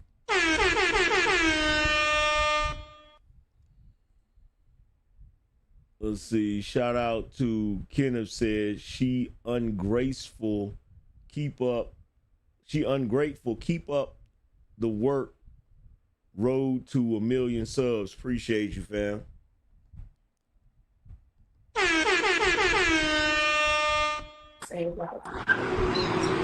Y'all got out from the downstairs or the upstairs? From upstairs window? We couldn't make it downstairs. I said, like, I got to the 4th step, and the flames engulfed, like, it just shot, like, literally it looked like a movie. Like, I can't explain, like, it just like, it just went from the floor to the ceiling, so we couldn't make it downstairs.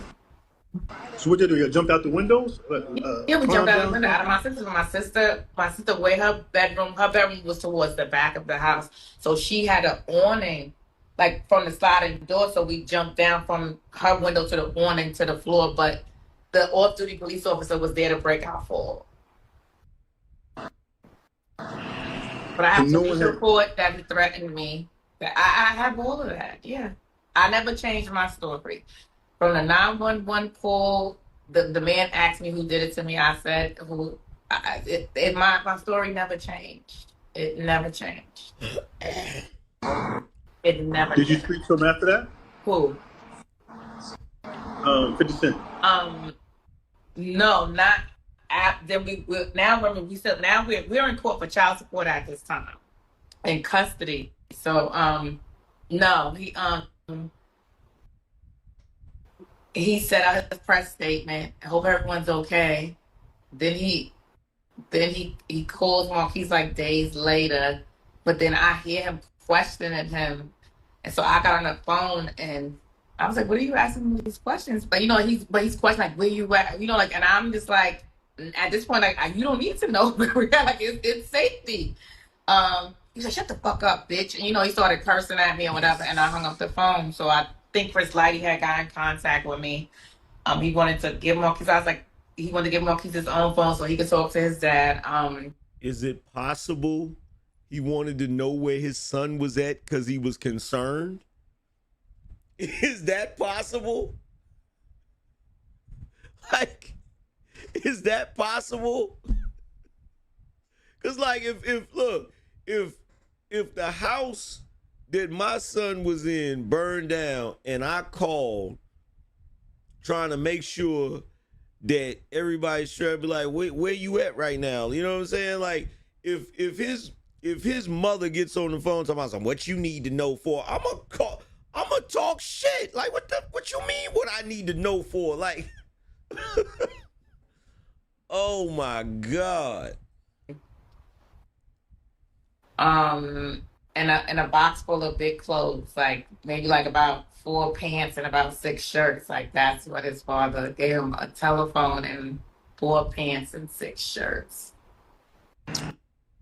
Oh, so Marquise was still talking to his father at that time. Well, no one had phones. Like, after I ended up getting a phone, because no one, like, I didn't, it's the buy. I think my daughter was the only one who grabbed her phone, because I didn't even have a phone.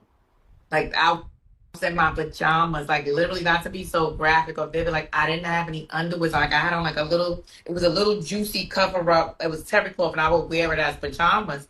I didn't even have on underwear, shoes, nothing. I didn't have a phone.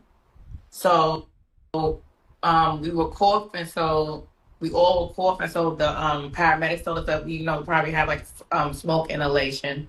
They took us to the hospital. I have a good friend. She came and brought us some clothes, and yeah, I gotta ask you a question. Now, people to say, well, y'all wasn't together, right, when it happened, right?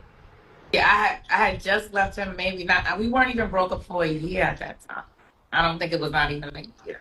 No. So people gonna ask, man, and the chat probably gonna say, well, why did you stay at his house if y'all was broken up? Or was it a house that he bought for you? It was a house that it was a house that he brought for me. So if I'm his son's primary caretaker, which by the way, when people always try to say, "Oh, you brainwashed him, you this, you that," the man has plenty of money at that time. We have a custody agreement. He signed over all his rights voluntarily. He signed so the courts gave Marquise his own separate attorney. He signed over all his rights voluntarily. Like, say I wish I would have had the agreement out if I was thinking I would have it. Next time I'll have everything so I can read it verbatim. Like if Marquise was on a life support system, it's I would consult with his father, but I made the final decision and everything with Marquise, where he lived, where he goes to school. The only thing he asked was I couldn't. Why is she acting like that's surprising?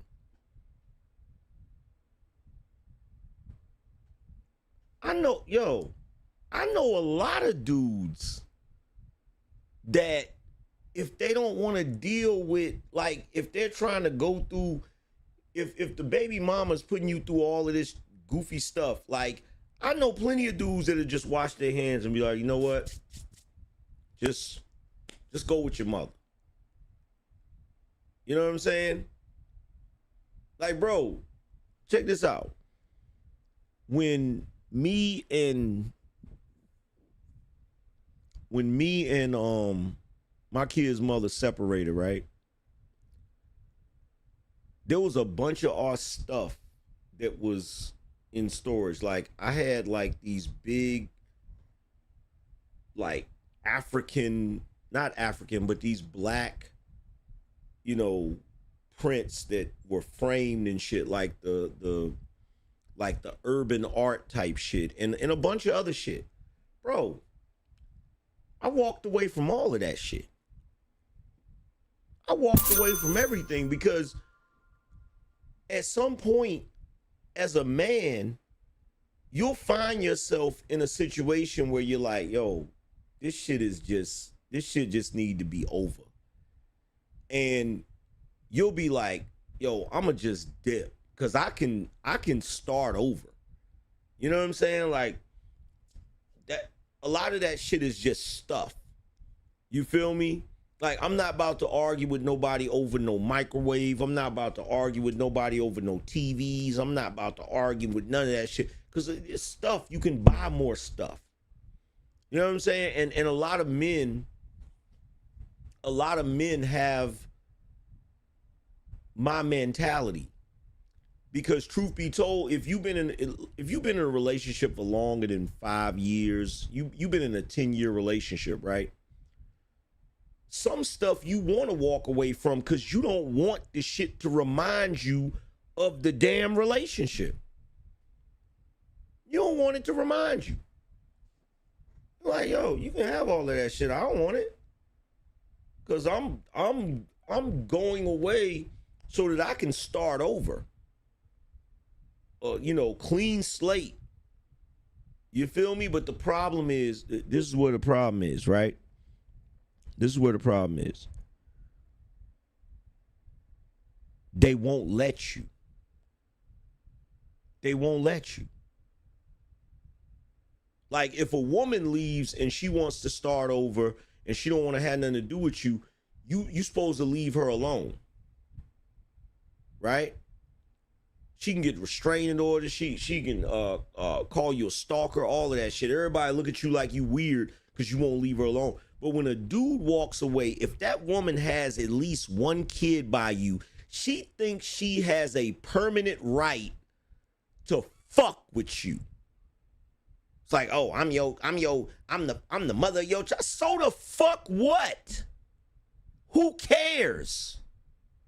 That doesn't give you the right to cause me anxiety. That doesn't give you the right to invade my life. That doesn't give you the right to be a problem for me. So yeah, a lot of dudes will just be like, yo, I'm out, man. You can have all of that shit. Just leave me the fuck alone, bruh. And look, I'm gonna tell you some real shit.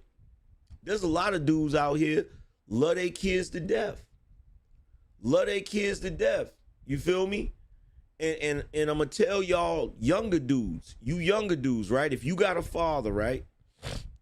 Excuse me, everybody got a father, but you younger dudes, if your father separated with your mom and he don't really come around that often or he don't call that often, it doesn't mean your father don't care about you. It means he don't want to have to deal with her every time he come to see you. He don't want to have to deal with her every time he pick up the phone. Bro, when I separated from my ex, I missed my kids every day. But picking up that phone to call them, to talk to them, having to deal with her, having to hear her on that phone, bruh, I'm sorry. My peace of mind means more to me than anything in this world. My peace of mind means more to me than anything. I'm not gonna allow anybody to drive me crazy. You feel what I'm saying? I'm not gonna allow anybody to drive me crazy. And every time I picked up that phone to call, to talk to my kids, she want to get on the phone and be a damn headache. Just because we not together no more. And they think we don't know what it is.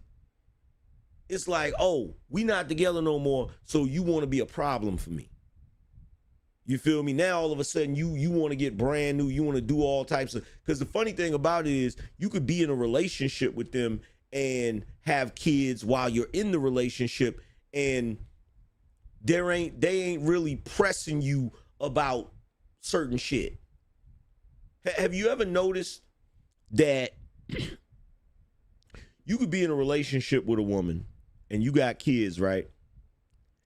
And you go to the store to buy them some toys or to buy them some or whatever, and she'll be like, they don't need all of that. But the moment y'all ain't together, now they need everything. Anybody notice that? When you're together and you trying to spoil the kids, oh, they don't need all of that. But when you separate, now nothing you do is enough.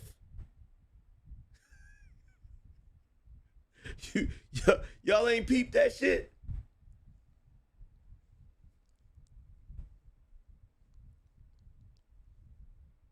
Y'all ain't peeped that? Shout out to Guiding Lantern, said all these bogus stories she is telling, all this missing is her saying what had happened was she's pulling the same play as Miss Obama right now. Shout out to Hollow Ninja, said it should be a crime to call a woman a mother who uses a child as a weapon to destroy a man's life. It's his child as much as it is hers. Both made it.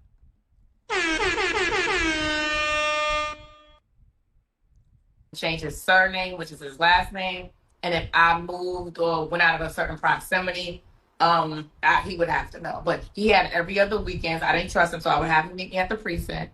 He had every other weekends and every other holidays, to the point where he didn't keep up with his visitations. I was able to move to Georgia, and he didn't even know, because he wasn't keeping up with his visitation. Not that I was keeping up from him. I was able to move to another state. And how the hell is 50 Cent supposed to keep up visitations.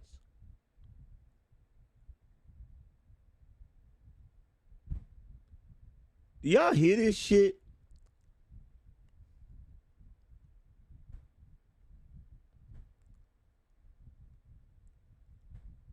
Do y'all hear this shit?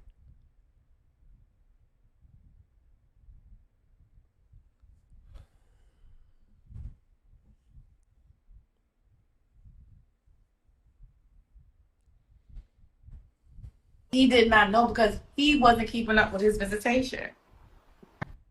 Now, do you think because he didn't want to, or he just was busy being the entertainer artist? No, I What think I just he didn't want to because it's nothing that you're gonna be so busy to see your child. He didn't want to deal with you. They always do this, bruh. They be as problematic as they can be. And then when you don't want to come around, they say, oh, you don't love your child. You never too busy for your child. No, he don't want to deal with you.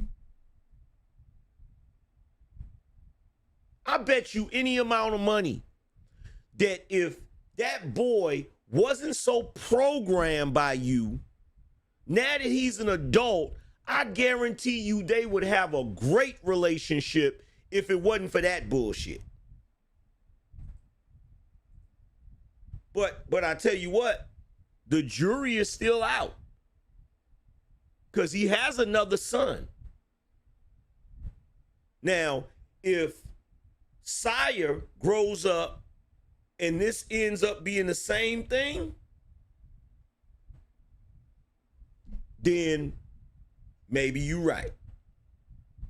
But if Sire grows up and him and 50 have a great relationship, we know what it is. We know what it is.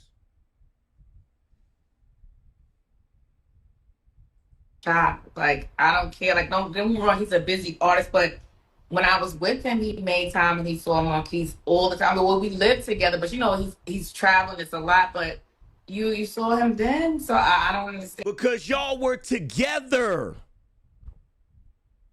And while you're together, you're not as much of a problem as you are when you're no longer together.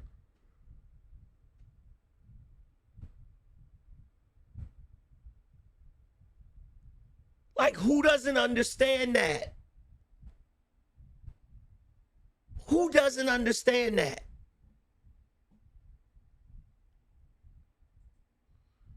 Shout out to Mr. Lone Star, said, I'm not buying the Supreme Court dealing with a property case of a baby mama not leaving a domicile.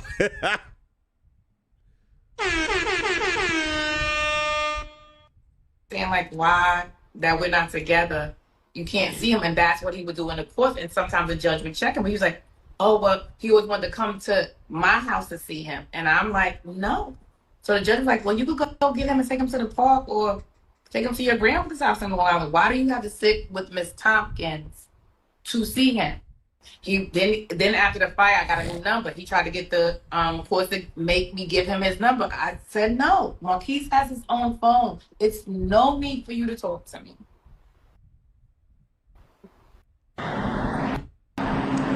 You think it was all about you? Let me ask you a question, right?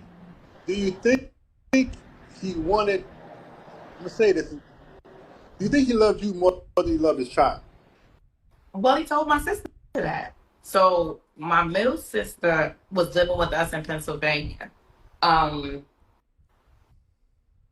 She wasn't getting along with my. Not even say she wasn't getting along with my stepfather. My stepfather was very mean to my middle sister, but that's another story.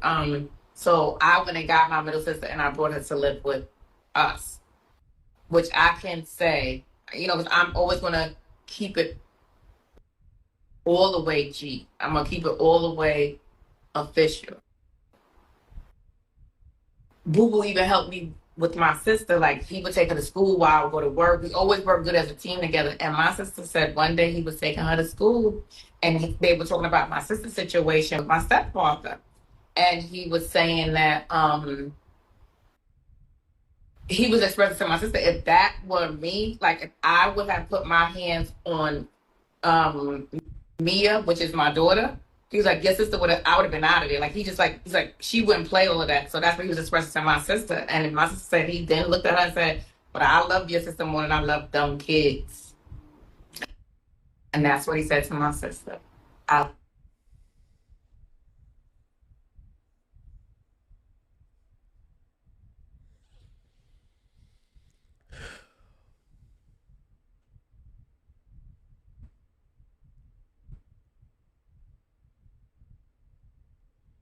This is textbook narcissism. This is textbook narcissism. This is textbook narcissism. Hold on. I gotta pull something up. I gotta pull something up.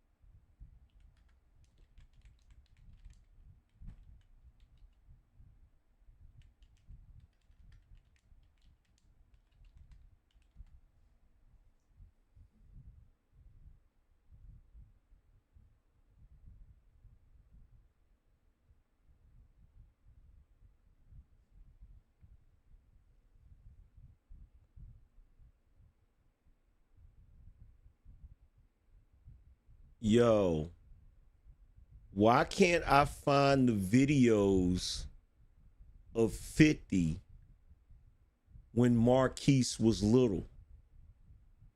Have they scrubbed the internet of that shit?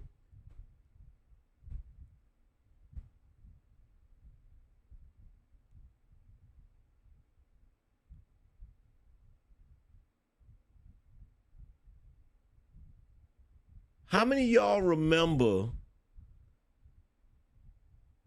50 being on the set of Wankster, literally holding his son like he was a baby, even though he was like 5 years old or some shit? How many of y'all remember him pointing in the truck at his son sitting in the driver's seat and said, see that guy right there? That's who I work for. Y'all remember that, right? So what was he just, what we supposed to believe he was just faking it for the camera? I don't care what nobody say. She came between him and that boy.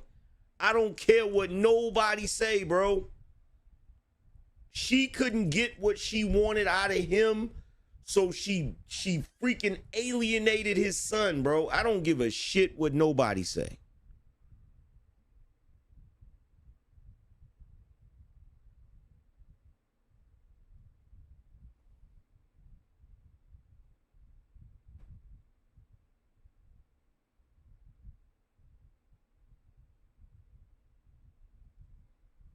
Wow, I really can't find these videos. This is crazy.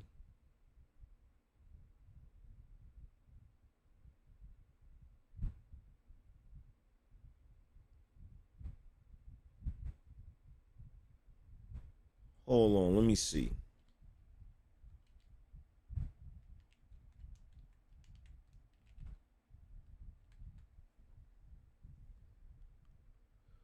Oh, here go one right here. Here we go. Here we go. Here we go.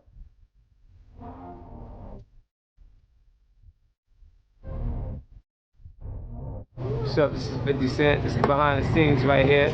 We're doing a video shoot for Wankster. So if the 8 Mile soundtrack is crazy, Eminem, Dr. Dre, Shady Aftermath. rap juggernauts, you heard me? Yeah. See, I know I'm starting to get big now when you got it behind the scenes at your video shoot. Cause my last video shoot was nobody there but me. You know what I mean? I had to put the camera there and I was focusing the camera and I was running on the other side and I was going like this and I was going back behind the camera and I said, let me do it from a different angle, and I went upstairs and I was looking down, you know? I'm moving up. Yeah. See, we got 2 cameras. You gonna put that camera on too? Yeah. See, when they put 2 cameras on, that's when you know you're really getting high. And then they get you from 2 angles. So I'm talking to you right here, he's watching me over there. Yeah, the record is great. He came in. I gotta give Eminem and Dr. Dre bought me this watch. I turned my album in. Oh, look at that. It's a Ron Constantine. I can't even pronounce that motherfucker. I don't gotta pump crack no more. You know what I'm saying? I'm shooting videos now. You know, y'all remember me pumping crack on, you know, block. Now I'm doing real things.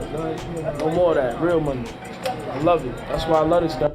Then I won't run up on you with it now. Hold up, we got Baby 50 right here too. Stop being shy. I'll let the camera. That's 25 cents. It's 25 cents. Baby 50 right here. Say something to the people, man. Stop acting like that, man. Right. Talk to the people. I'm gonna leave y'all with Baby 50 for me. It's my little monster right there, Marquise. So, Junior, that's the guy I work for right there. Yeah. Baby 50, say something to the people. So this is what a dude that don't care about his son do, right? Like, we don't remember this. Like, we don't remember. Like, we don't. You think we don't remember this shit? Stop being. Say something to the people, man. My dad. Unit right now, but we in that group right now. That's why we shooting the video for the album, for we could put on TV.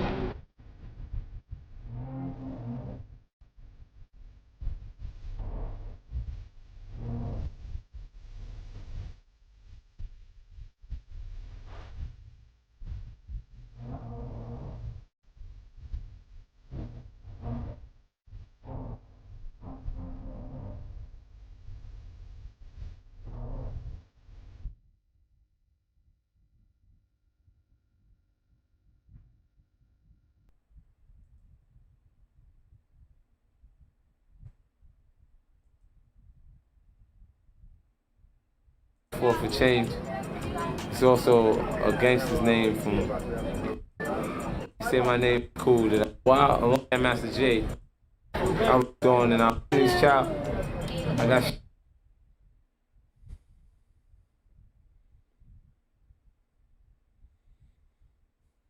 But we ain't supposed to remember none of this, right? We not supposed to remember none of this.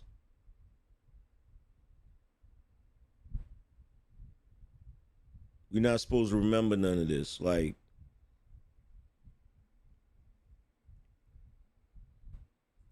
but I guess 50's supposed to be a master liar.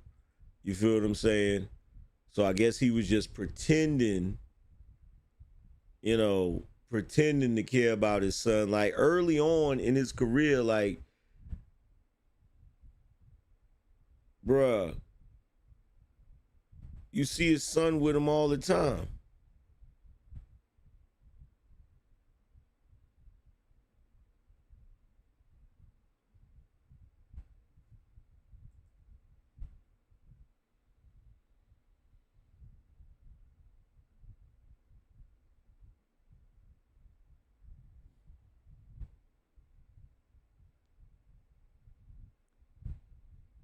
See if we can find video of him speaking on this shit.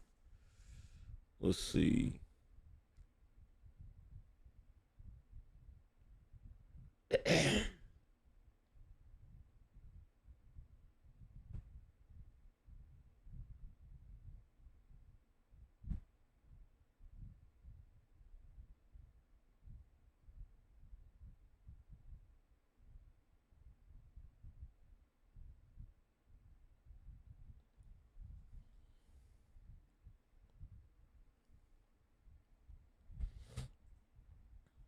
Between you and your son, because a lot of people from the outside, the boy looked just like you.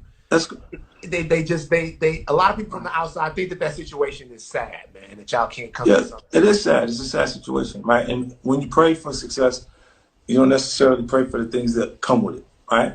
And there's no such thing as success without jealousy, without envy, or entitlement. And entitlement is growing in someone you love in the scariest part, right? And his mom developed an entitlement that cannot be met. Filtering that energy through his actual personal interests. Let's say now that he's starting to like females, he's conscious of what kind of shoes he want to wear. I need these Jordans, the retro Jordans is coming, different things. And then his mother go, all right, I'll get them for you, but it just bothers me because you're supposed to have them all. So while being a privileged child, he feels deprived. Now, not for nothing, she did say in her interview, well, his father's not the average father. Marquise should be eating the best food. He should be eating nothing but organic food. He should be living behind a gated community. So 50's not lying right there. We heard that come out of her own mouth. He just said she had an entitlement that could not be met. In other words, no matter what you give her, she gonna want more and more and more and more and more. When you had everything I didn't have, I can tell you how much my, because you're supposed to have them all. So while being a privileged child, he feels deprived. When you had everything I didn't have, I can tell you how much my kids cost. In New York State, 1.360. You see what I'm saying? And I don't have an issue with paying the support fund. The reason why I'm the way I am, with those kind of situations, I pay my support that year that the baby's born. Move the money to the account, let it, and it automatically disperses a certain amount of money per each month. So with him, I noticed over the years like it developed, because I blamed it on his mom for a long time. But it's not his mother, it's him. Like I've gone places where he was at and he left. Fifth, you love your son? I used to. You ask yourself how long, a complicated question would say, how long can you love something that don't love you back? You see, so in this experience, you look and you say, I didn't think success would cost me my firstborn, but it's the situation. It's like my grandfather would say, it rattled like a snake. If it slithered like a snake, is it a snake or do you need to be bit? Right? And that's the Aiken, South Carolina, and this the country, she'll say. And what he keeps saying is every time you see the boy, he show up with somebody you got a problem with. What does that take? People will always try to make relationships on a common bond of disliking someone. Like, be friends with you because your enemy is my enemy. Yeah. And he sees himself that way. To the extent where he's actually taking pictures with Preem's son or doing different things that, and you go, well, I'm like, I don't even understand where your motivation comes from with these things, but. Can you excuse? And he's lucky. I'm gonna tell you some real shit. He's lucky that the world has changed. He's lucky because that situation, you know, him trying to be rebellious to his father and trying to be cute and shit, that shit could have got him in a lot of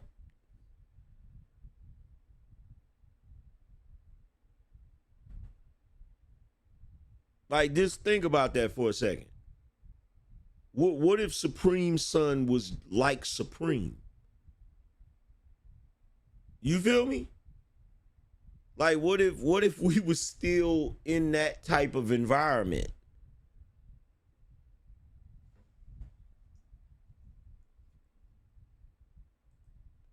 Shout out to Hollow Ninja, said the guy asking the questions in the video sounds like a clown. If I asked her questions, I would trap her and leave no space to come up with her trash. Shout out to Hollow Ninja, said Marquise could have played Young Kane and Shaking My Head, son husband. Any of that because of how young he is? No, he's 23 years old, 24 years old. It's not a baby no more. It's a grown man.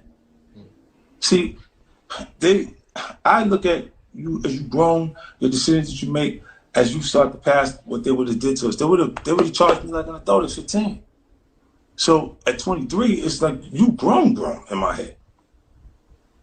My homeboys, they had their babies at 15. At that point in the neighborhood, that was when you actually got into, we started the sexual thing. You know what I'm saying? It started to really get into, and everybody 15, 16 years old was the point that he was having kids. So like I was super late with him because I didn't want to have, something that I didn't actually connect with because we both was babies, at that point. And then later, all these things don't turn out the way you want. Life just doesn't work like that. You know what I mean? And what would have to happen for you guys to have a relationship again? That's the last question I'll ask about it. I don't know. I ran into him one time. This is ill, right? Right after, it was 2 months before his support was finished, right? And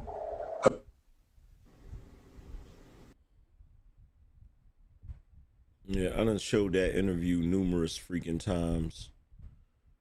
times. There's another interview where he talks about it briefly.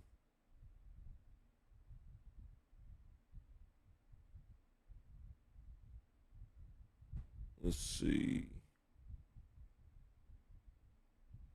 Where's that other interview at?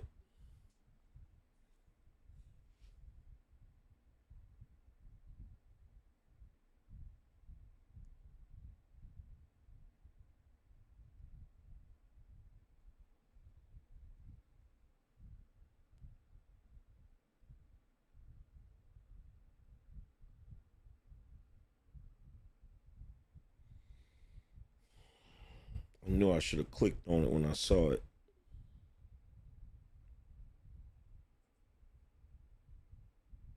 Cheap music.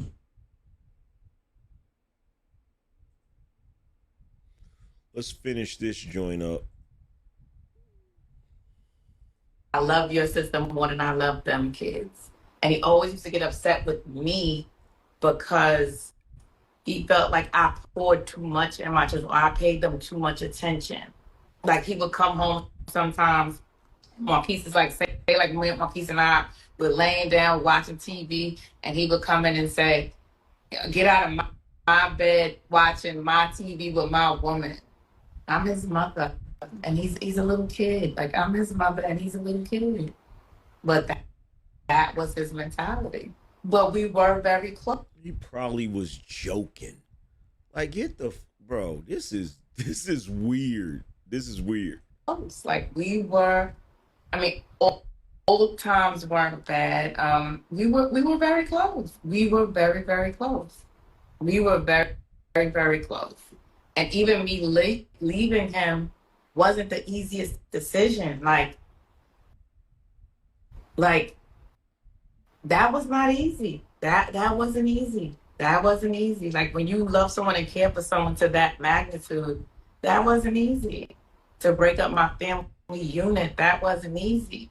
But I know I deserve better, but I still will put myself in my back pocket for my children. My children didn't deserve to see their mother being mistreated. To the point where now that my daughter's older, I always talk to my children, but it's like Is there a woman on this planet that doesn't get mistreated? Just out of curiosity, everybody watching, is there a black woman on this planet that does not get mistreated?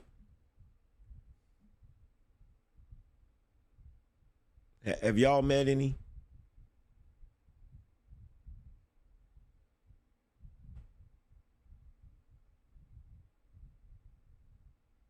Have y'all met any? Because I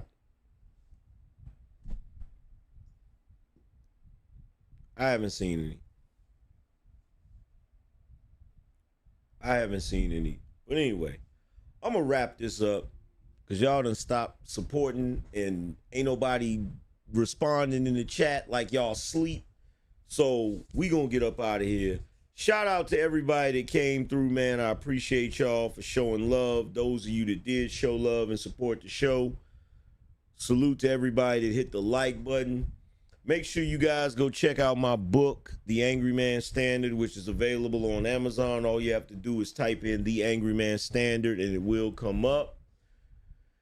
If you want to check out the merchandise, you can click the link on the screen, or you can go to shopBinoNation.com. Again, that's shopBinoNation.com. And I'm going to holler at y'all later. Deuces.